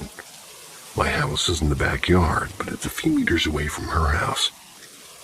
We have some space between the houses where a dog normally passes his time playing. But this time, he was inside. It was at 2:40, and I remember waking up because I heard him growling. It was incredibly loud. He even woke my dad from his dream, too, and I called for my dad and he answered. We both knew that there was something wrong in the other house. And I was a bit scared because I thought that somebody had broken in, so I grabbed a metal bat that we had in the backyard and accompanied my dad as he locked the gate outside. When he walked to lock it, the lights in the backyard, suddenly it started flickering. It felt weird, and I mentioned to my dad, but he just got annoyed and said that I shouldn't mind it. We were now outside my grandparents' house. I was going to open the door in the back when my dad stopped me in my tracks. When I looked at him to ask why he just said call the dog, so I just did, and he came in bolting, just opening the door quickly and jumped on me. He seemed happy to see us. My dad pointed at the little house that he had on the backyard. Dog went there to sleep in there. A doghouse, I'm assuming. I was going to enter my grandparents' house now that the door was open, but my dad again stopped me, and he just told me to close the door and to go back to our house. I obliged, but even after we went inside our home, I could still hear something moving on the other side. It felt kind of like a dog, and it was stretching and knocking some stuff. Couldn't really see it, but I heard all of it. And my room is in the connection between my grandparents' house and ours. So if there was someone there doing something, I could hear all of it. And even so, I still managed to get some sleep. When I woke up my dad, he mentioned that he went to see what was inside, and there was nothing. So I'm glad that there wasn't nobody trying to rob us yet. Still, I feel like there was someone, or more like something inside. People told me to post it here. Anybody can help. Backstory. A couple of years back, my grandma, who died in 2015 or 16, they were a person that I used to love more than anyone. She used to bake cookies and make pies every time we visited her. Always was there for us emotionally and physically. Fortunately, she got really sick. We rented a house in the building I live, so we could take care of her. I used to go there after school and play the guitar for her and drink coffee together and do stupid stuff just to make her smile. Good on you. The last night I saw her, she grabbed my hand and told me, looking straight into my eyes, "Remember me, and light a candle once in a while for me." I was terrified. I always told her that when I got a car, I would drive her around the city and have fun. That she would look amazing in my sports car. And remember this. Now to the quote-unquote creepy part. I went to her grave for the first time after the burial. And since it's in a village a few minutes drive away, I went to see my other grandparents. I was with my girlfriend. I drove my sports car, a 2000 Toyota Celica, went past the cemetery and got a weird urge to go into it. So I went. I went to her grave and I cleaned it. I sat there for a while. I found myself talking to her grave. I was feeling like I was talking to her. Anyway, I went back to my car, and that's where shit gets odd. My player didn't work since I left the graveyard. My lights wouldn't go on. Car was fine. It was checked 2 days ago. I looked into the rearview mirror, and I saw a figure in the distance. It was around 3 o'clock, so the sun was super bright. The next breath I took was full of my grandmother's perfume. I looked back again, and the figure was gone. Everything worked well, except for my audio. I went back home, everything was fine. The second creepy part. We used to watch a series on the TV when she was at her house while she was playing with my hair. And when I was at an Airbnb all alone, the same series was on. And the perfume hit me like a punch in the gut. I felt it touch onto my head. Third creepy part is I stay with my parents. And I'm alone mostly. I can always see a figure with the edge of my eye. But when I turn to see, there's never anything. The fourth creepy part is I heard her voice when I lit a candle last night. I prayed for her soul to be at rest, and I heard her voice, just saying thank you. Is this a memory glitch, and is this supposed to happen when traumatizing events occur? I'm in shock, and she used to always say that she won't leave me alone, that she would show me that she was with me. 20 minutes ago, I found an old picture of her, like when she was in her 30s. Found it in the middle of my desk on my laptop. My mother, father, and brother, they swear they never put it there. My mother's been looking for this picture for the past 3 years. What's going on? The facility in the woods. I work in a wildlife rehabilitation center in the middle of the forest, atop a hill. About 20 minutes away from the nearest streetlight, and it's a beautiful property during the day, but at night you can hardly see your hand in front of your face, unless the moon is high enough over the trees to shed a little bit of light in the area. And for privacy's sake, I'll be giving the name or location of the facility. I started working here last year, usually being put in the closing shift, which is 11 a.m. to 9 p.m. But we were typically on the property till the wee hours of the morning, since the sheer number of animals in our care prevented us from going home before everything was complete. The facility itself is deeply haunted. I've known this since a couple of weeks into my employment. One of the routes for the Trail of Tears actually went right through what is now the property. But more on this later. These are some of the stories I've collected while working here. One night, as we were all wrapping up downstairs and getting ready to shut down for the evening, the doorbell rang. It must have been around 10 p.m. by then. We close admissions by 5 usually. All of our admissions are by appointment only. But on occasion, we'll get a walk-in. And with a sigh, my coworker goes upstairs to greet the person, take the animal down for a quick examination. After a few minutes, she comes back down empty. She's looking a bit unsettled as well. And upon being asked what the problem was, she answered, "There is no one at the door, and there's no other car in the lot." And this has happened at least 2 other times. I've always been a little sensitive to the paranormal, but I'm pretty skeptical by nature. I want to first rule out any other possible scenario before jumping to the conclusion of something otherworldly. So I chalk these situations up to an electrical error. The building took on a whole new energy at night. Rooms of the facility that were well lit and, well, normal during the day.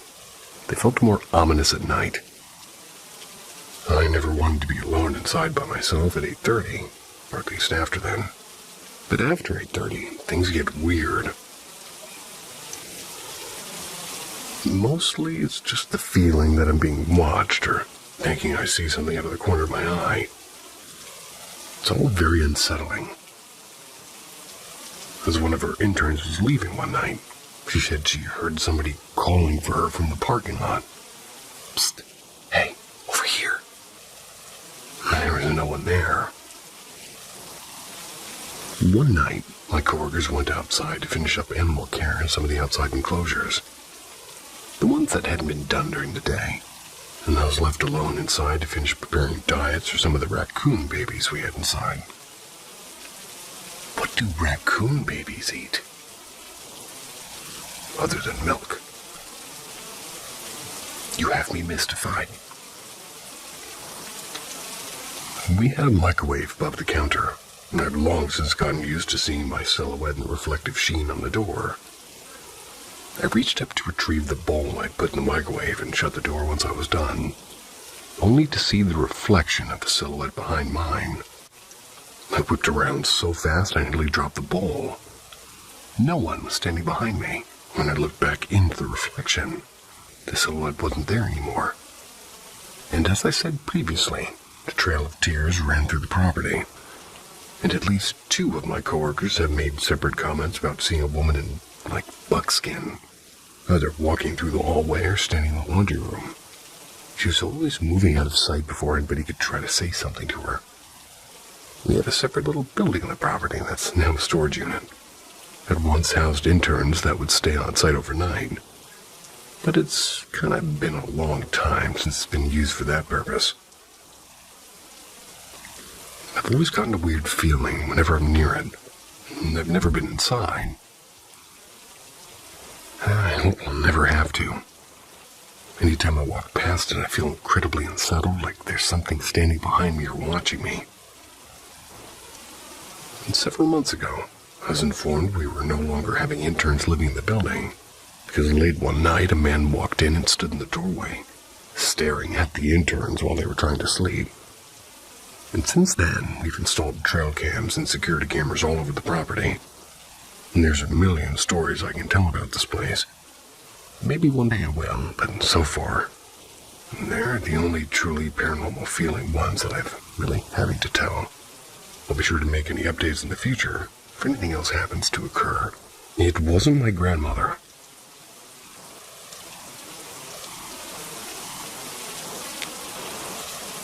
I live in a small one-story home in the country surrounded by acres of pasture and woodland. Although we have neighbors, we aren't close with them, and we hardly have visitors of any kind. To say I haven't experienced anything odd or interesting during my time living here would be a lie.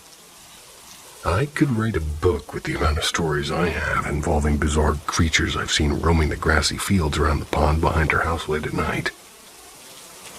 And I've been sensitive to the paranormal ever since I was a baby. The experiences run in my family on my mother's side.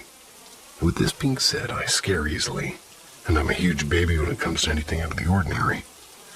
So I've had to teach myself how to turn it on and off, so to speak. This particular story, however, takes place long before I learned how to do it. Around 10 years ago, my grandmother who lived with us passed away. It's very close to her, so I took the hit hard. And around this time, the paranormal activity in my household began to ramp up. Toys would turn on and off without anybody or anything near them, and we'd occasionally feel something tap on our shoulders. My brother, who moved into our old room a few months later, even distinctly remembers a warm breath on the back of his neck when he was alone in the house. We were all rather calm about it. We believed it was my grandmother hanging around just to help ease us into the transition of life without her. Never felt scared or in danger. That is until one night. And I'm a very light sleeper. I inherited that from my mom as well. The slightest sound of the air conditioner turning on at night was pretty much always going to make me wide awake. This time, however, I awoke to the sound of the floor creaking outside of my room. And the way the house is laid out, my room, my aunt's room, and my brother's, formerly grandmother's room, they're all at the far end of the house. One has to walk the entirety of the house from my room through the dining room and the kitchen and the living room to get to my parents' bedroom at the opposite end of the house. I looked at the clock and I realized it was a little bit past midnight. No one would be awake at this time. The creaking wasn't uncommon, but we had a few weak spots in the dining room and kitchen that would creak occasionally, even if no one was stepping there. And just as I was about to fall asleep again, I heard a second creak further into the dining room. Again odd, but not entirely unbelievable. It wasn't until the third creak came just outside the kitchen that I realized it sounded like very slow sort of footsteps, deliberately stepping on every weak place on the floor. I sat up to listen closer, and as I did so, I heard 3 more very distinct creaks coming back to the door in my room. They stopped directly outside of my door, and then began to pace back in the direction of the kitchen once again. I listened to this repetition for 15 minutes or so, memorizing each of the steps until I was able to predict when and where the next one would sound. It was so bizarre, but even my little 10-year-old brain tried to reason that it was just the house settling, or maybe an issue with the air conditioning or something like that. But I said earlier, I scared easily, especially in the dark of the night. So I quietly slid out of the bed, and I was planning to make a run for my parents' room. The only problem was that I had to run through the kitchen in order to get there. The creaking was currently coming from. I nerves and opened my bedroom door and quietly stepped onto the rest of the house. The lights were off, but there was no one in the dining room, and just as I was about to start my wild run to my parents' room, I realized the next predicted step didn't come. Instead, I became aware of a much more terrifying sound. Running. Something was running at me from the kitchen, through the dining room, and there was no one there, but I could hear it so distinctly. I panicked, ran back into my room, and the footsteps were right behind me. Jumped into the bed, covered myself with a blanket. and the fast footsteps came all the way into my room and right to my bedside where they stopped. Then they stopped, and I didn't hear them again the rest of the night, or the following night. And in fact, to this day, it's the only night anything in my house ever made that kind of sound. I still have no explanation for it, and all I know is whatever chased me through the home that night wasn't the spirit of my kind grandmother. They knew my name.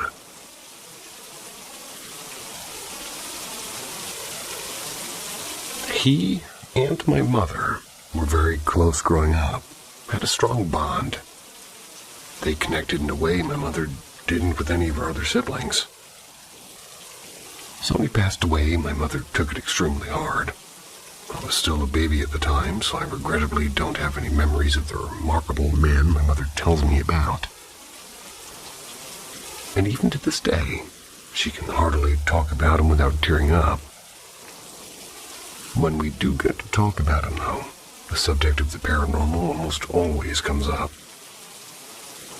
You see, when I was a small child, I always looked forward to spending my days at Grandma's house. I always loved playing with my toys on the kitchen floor and watching Disney VHS tapes.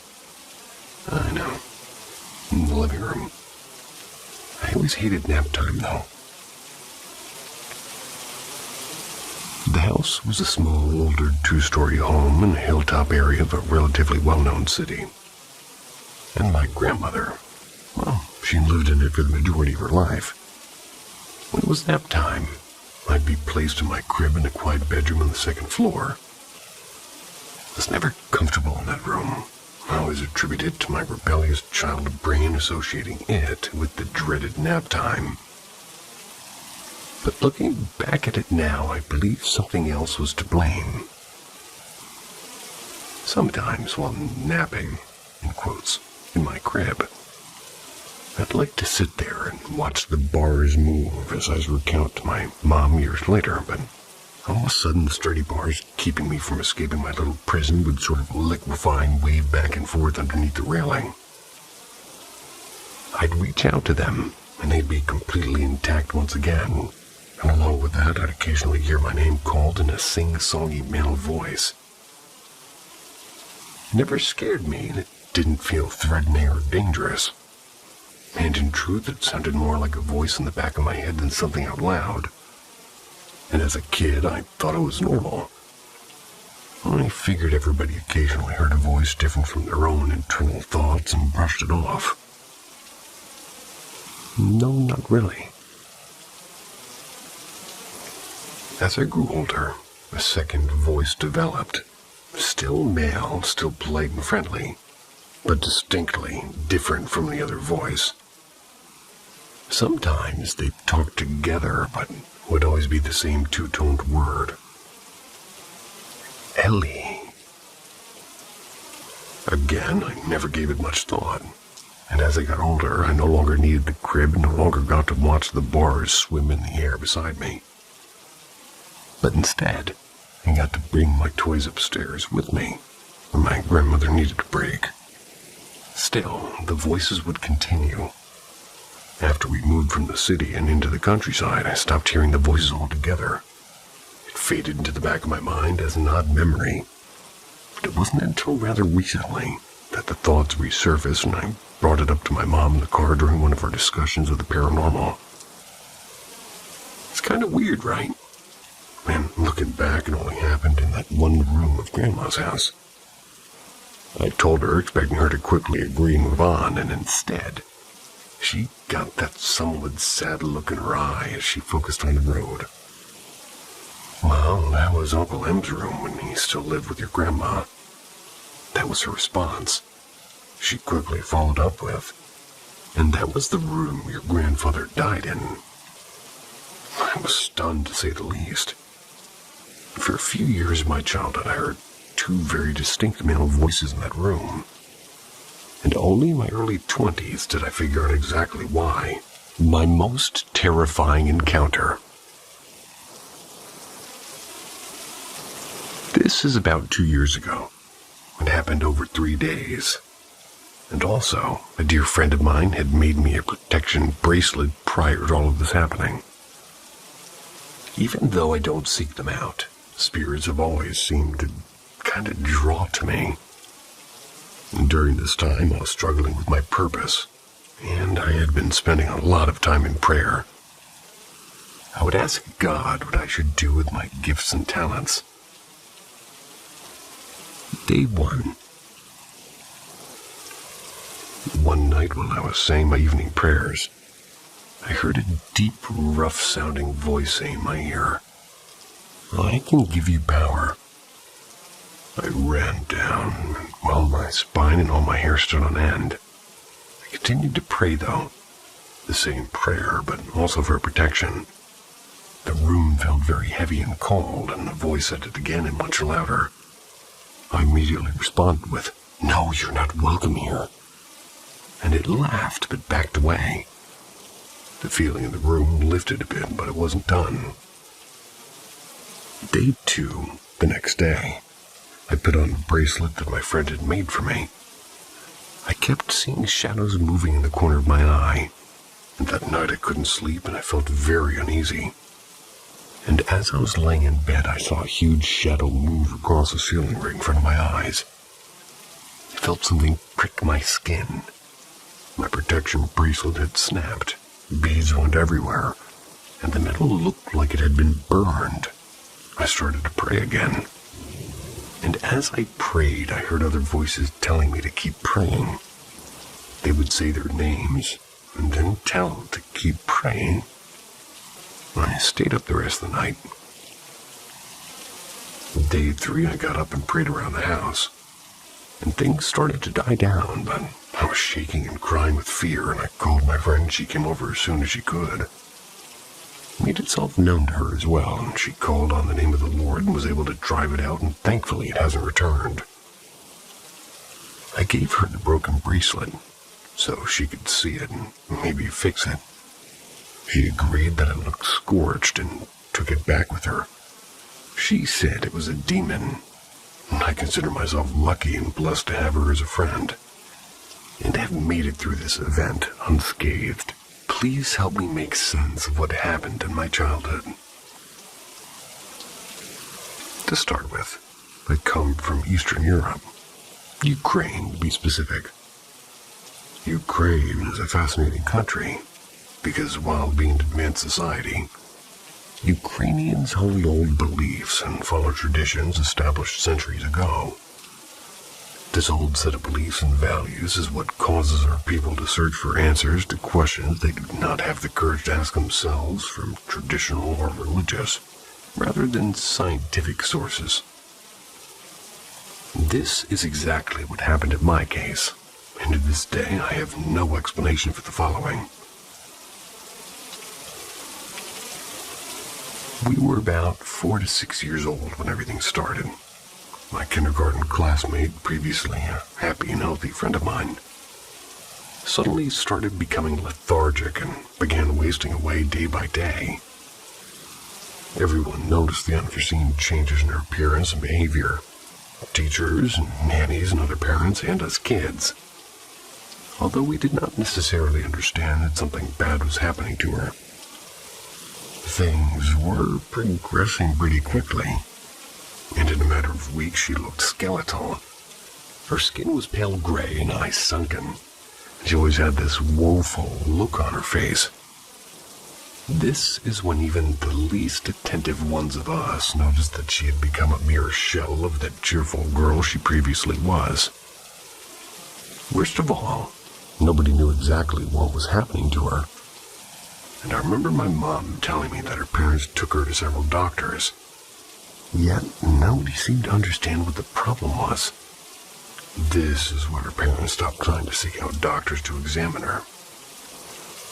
Instead, they opted for a traditional healer. By the way, a typical moniker for a female traditional healer in some of the Eastern European countries is babka.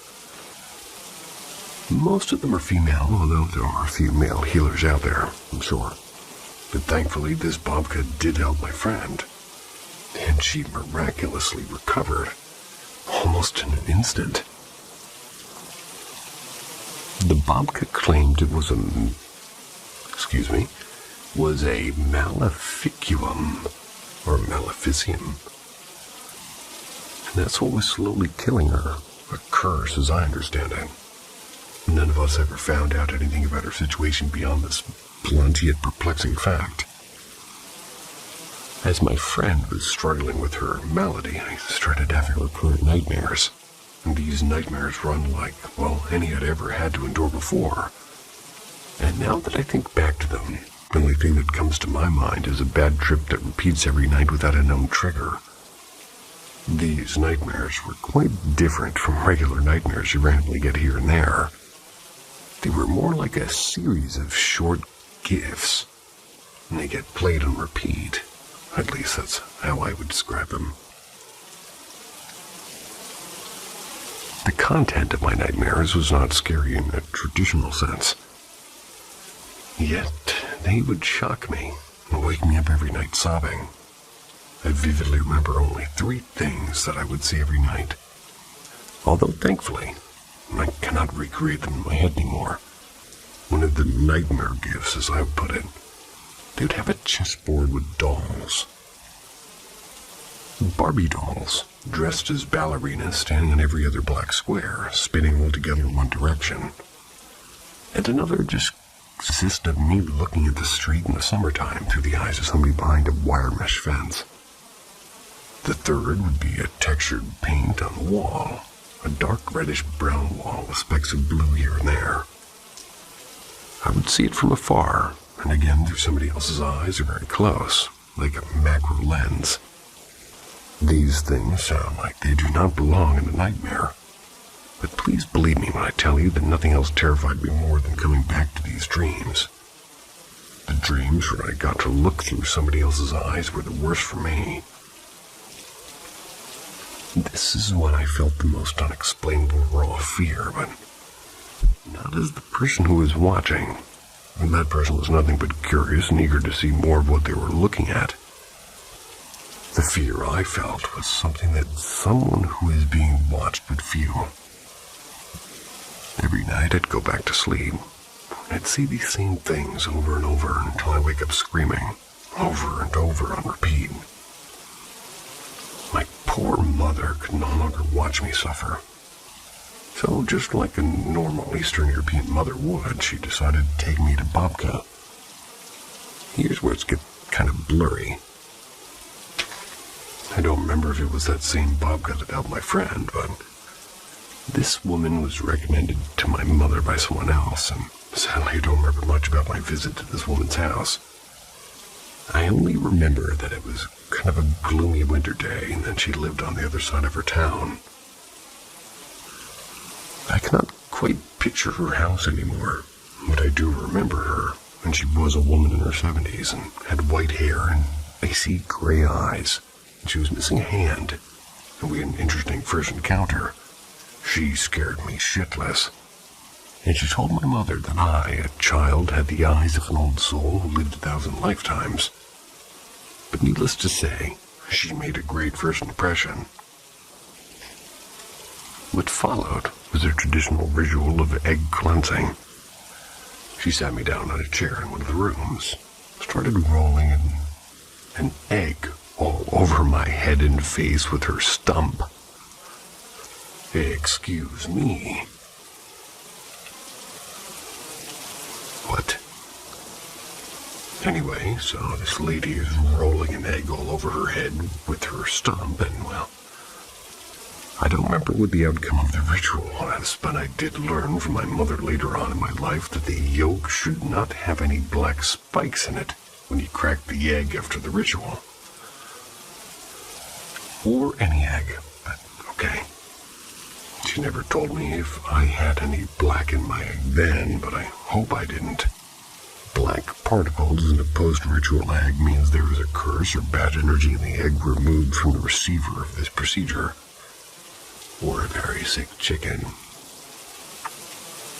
Anyway, needless to say, that ritual did not work. The nightmares were back, more intense than ever before. My mother was really concerned, and I believe she even considered taking me to a doctor. Yeah. But she decided to try something else as a last resort. So here's a little bit of a backstory. My mother could not get pregnant for years before she had me. And even when she did, she ended up miscarrying a few times.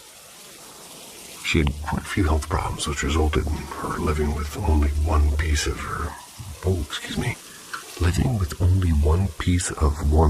ovaries that her doctors kindly left her with, just because she didn't have children yet. And of course, everybody told her that getting pregnant is virtually impossible for her. But she never lost hope, and being quite desperate, she resorted to church, and one of the priests there gave her a belt with a prayer. Psalm 91 to be exact. For her to keep and wear when she does get pregnant, she would wear this psalm. Sometime later, she got pregnant with me and wore it throughout her pregnancy. And everything went well, and she had my sister afterwards as well, and she kept the belt, and I think she has it to this day. The last bit of this story is what I'll always remember with tears in my eyes, trying to compose myself, but this event is still so vivid in my memory.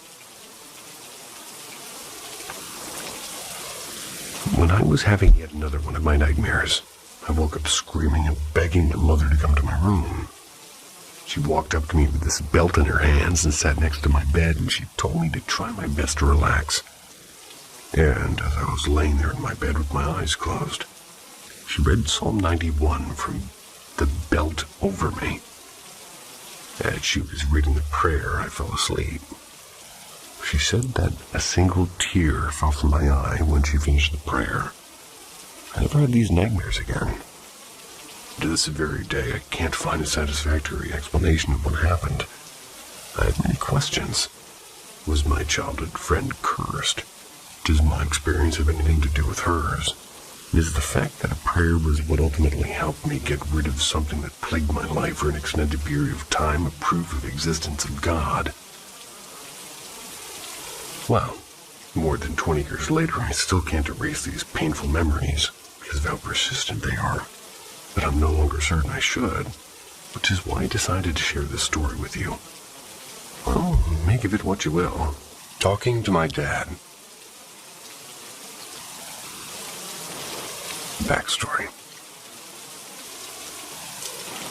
My father died November 5th, 1993, after a long battle with cancer.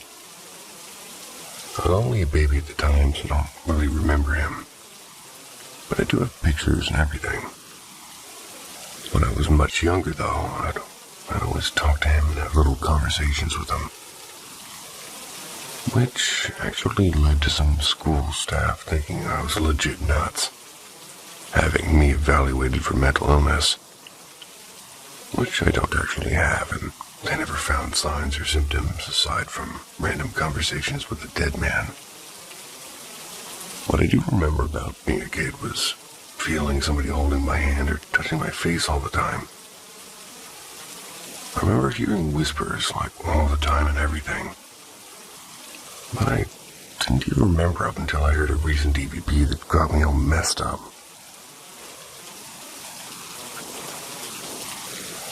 So to keep the story as short as possible, I'll skip to the good stuff. I work for a local hospital, and I applied for another position within the company. Well, I just left my interview and I decided to visit my father's grave. His gravestone is one of the flat ones, and that day it was pouring outside. So after looking where I thought it was for a little bit, I just gave up and sat in my car. As I'm sitting there, I thought about the shows on TV where they do the recordings and everything. I decided I'd try it because, why not?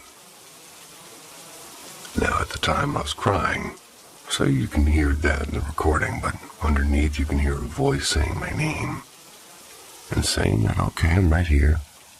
Well, I'm right here, it's okay. Over and over. Hearing that just put me into shock because I really didn't expect to hear anything. But since then, I've caught several intelligent recordings that I just can't explain. Then, a few days ago, things intensified was watching TV in my living room when all of a sudden I heard what sounded like somebody getting up out of the dining room chair. Except I'm the only one there. I can hear somebody push the lid to my garbage can like they're putting something in it. I just freak out because I can see into my kitchen and there's nothing there. So I walk into the room and I walk up to the kitchen table and kind of push down on the chair to see if it made the same sound.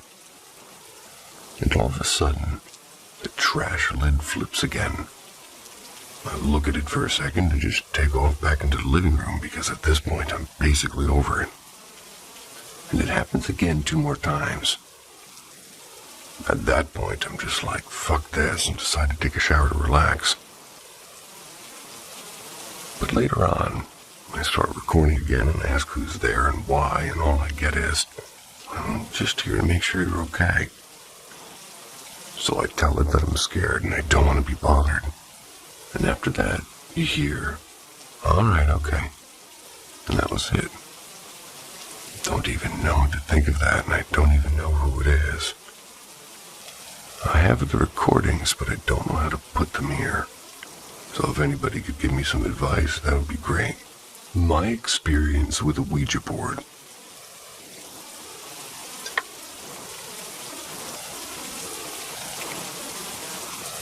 When I was in college, I had a roommate who was really sweet and gentle. I loved her and she was a great person, but extremely simple, if you know what I mean. One night on the weekend, we decided to make a Ouija board because we were bored. Small pun. It started out pretty much not doing anything.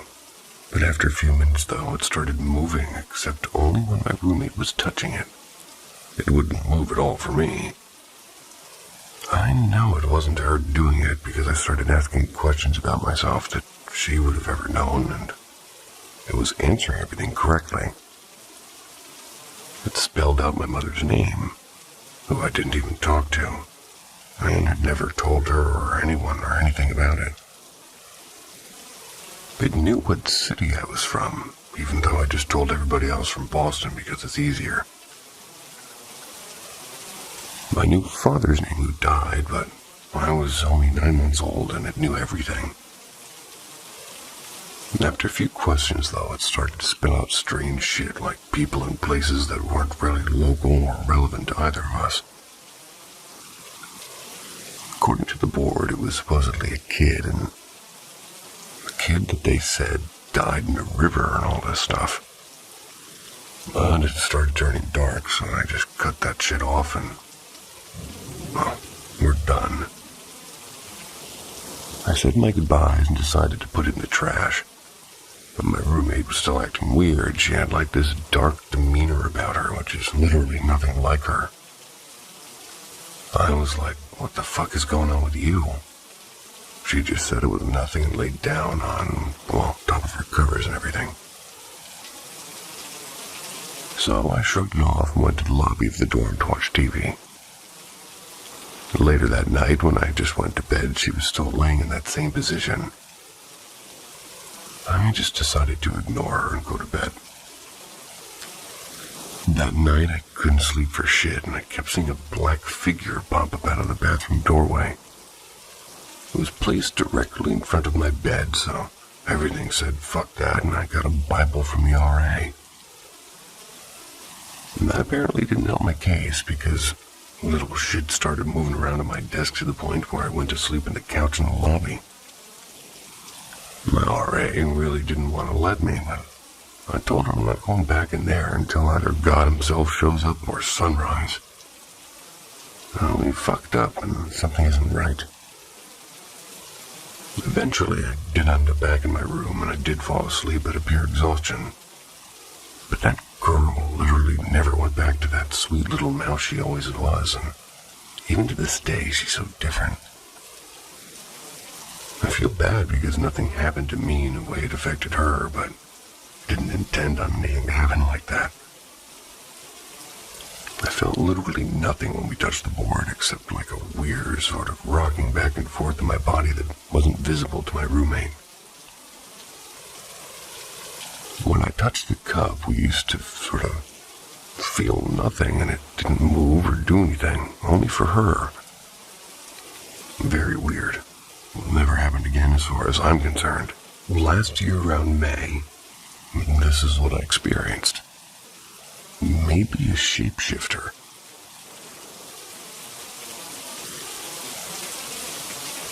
I wish I could have recorded it, but even so, I think that would be pretty creepy to see.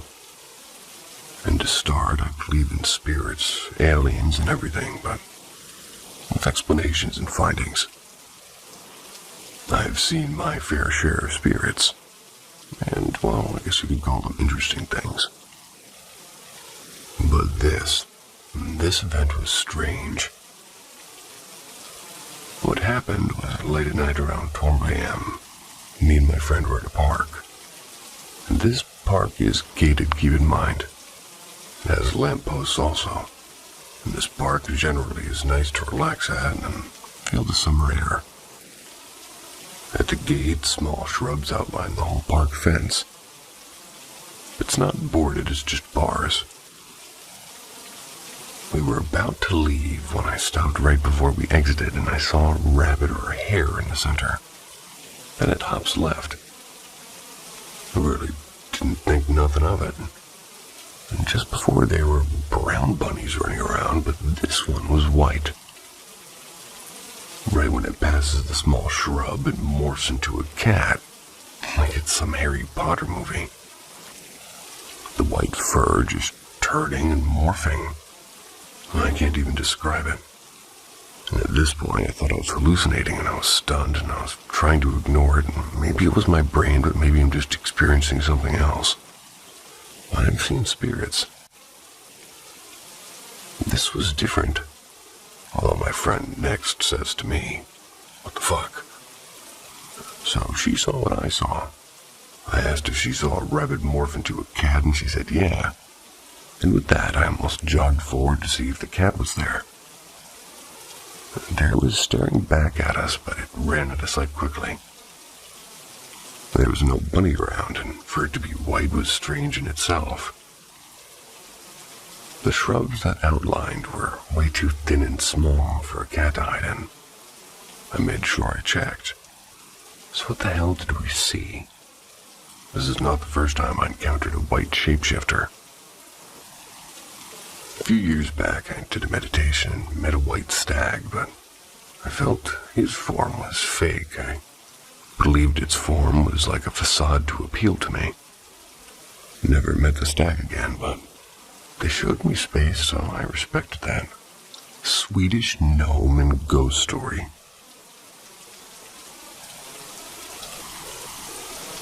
For reference, I live in Sweden, and my family is very anti-religious.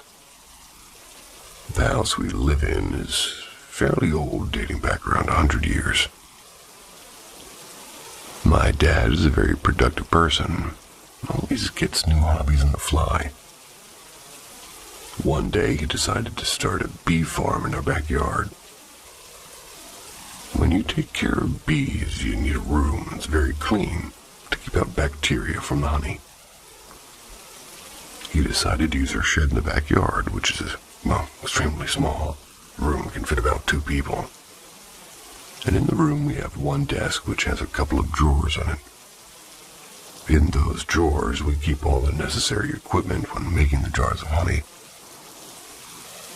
So my dad had to put labels on each jar of honey, which is a very tedious process. The labels are in a huge scroll, about the size of an average old small arm in diameter. Me and my dad were putting labels on the jars for about 30 minutes before he goes outside for about 10 seconds to grab some air. And I can see him the entire time. When he goes out, he puts the scroll on top of the desk. And during this time I was watching, I took out my phone. When he comes back in, we proceed to start again. But from nowhere, he asks me where I put the scroll. I tell him that he put the scroll on the top of the desk, but it's not there. Without the scroll of labels, we couldn't continue working. I start looking all over the room, but nothing, and as I described earlier, the room was tiny, which is why it's so odd for it to disappear. We searched everywhere behind the desk, in each drawer and outside, but still nothing. And this happened about a year ago. It's still freaking me out. Usually when me and my family experience something paranormal, we blame it on something logical and ignore it afterwards.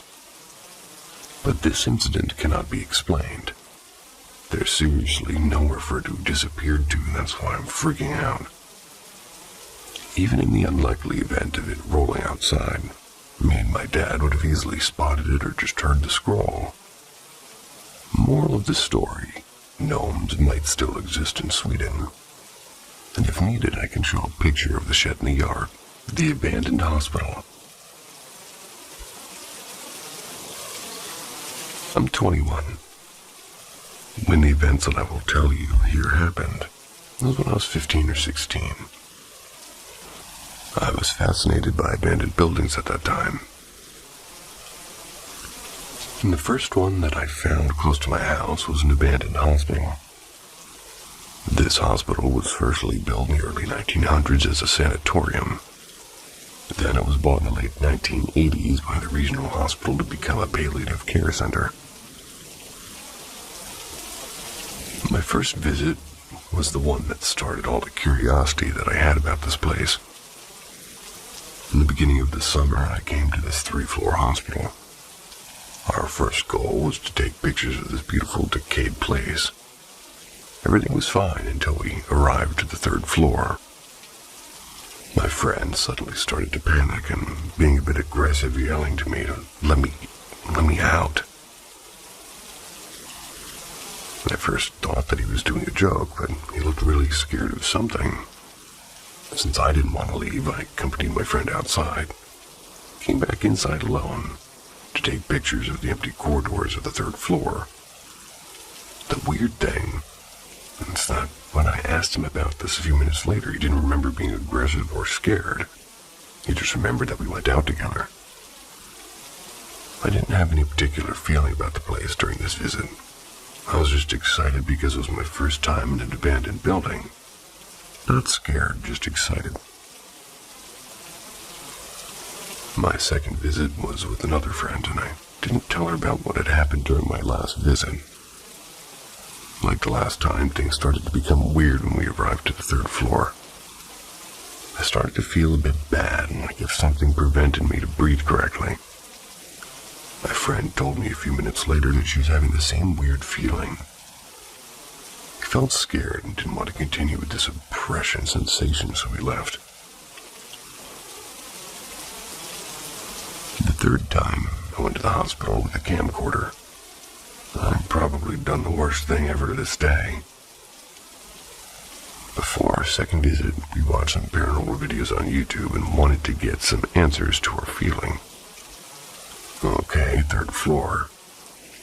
And during the whole visit, we asked some questions to the supposed entities that lived in the hospital. We got what we interpreted as an answer in the basement. And since our last visit, things were moved and destroyed, and probably by vandals. So I asked, "Did you move anything here?" On the video, I could clearly hear it's not us. And the other voice that I recorded was in the church part of the sanatorium. It happened just at the moment we were leaving it, a voice whispering, "It's the death."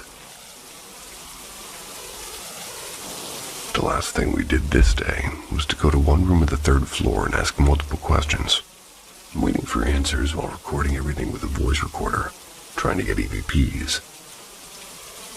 After a few minutes, we saw a shadow moving really fast. We heard what sounded like heavy steps running on broken glass just behind us. It was in a dead end in this corridor, and I immediately ran in the direction of the noise. Me and my friend looked everywhere in the hospital, but no one was here.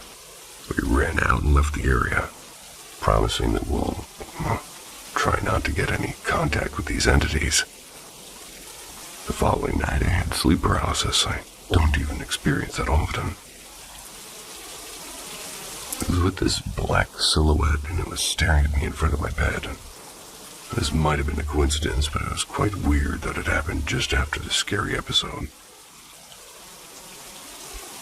After all those experiences, I returned to the hospital alone sometime again. Some days I didn't have any bad feelings in any part of the hospital. I was able to capture every picture that I wanted. Some others, I had the feeling that I was not welcome and was oppressed and didn't have the courage to take the pictures I initially had planned. And as I told you, I was 15 or 16 when all of this happened, so now the building's sold and under security. And if I had the same experience today, my judgment about the events would probably be different. My theory is the following. The voices heard in the recordings were probably interpreted because we wanted to have answers. My friend's behavior in the third floor could just be a strong panic. The bad feeling that I had on this floor might be because of the memories of my friend's reaction. My friend having the same feeling as I is weirder. First thought about something in the air like asbestos, dust, or cracked paint that was causing this. But this theory doesn't work as it's happening, well, rather not happening every time I go there. Looking for help, explaining my experiences.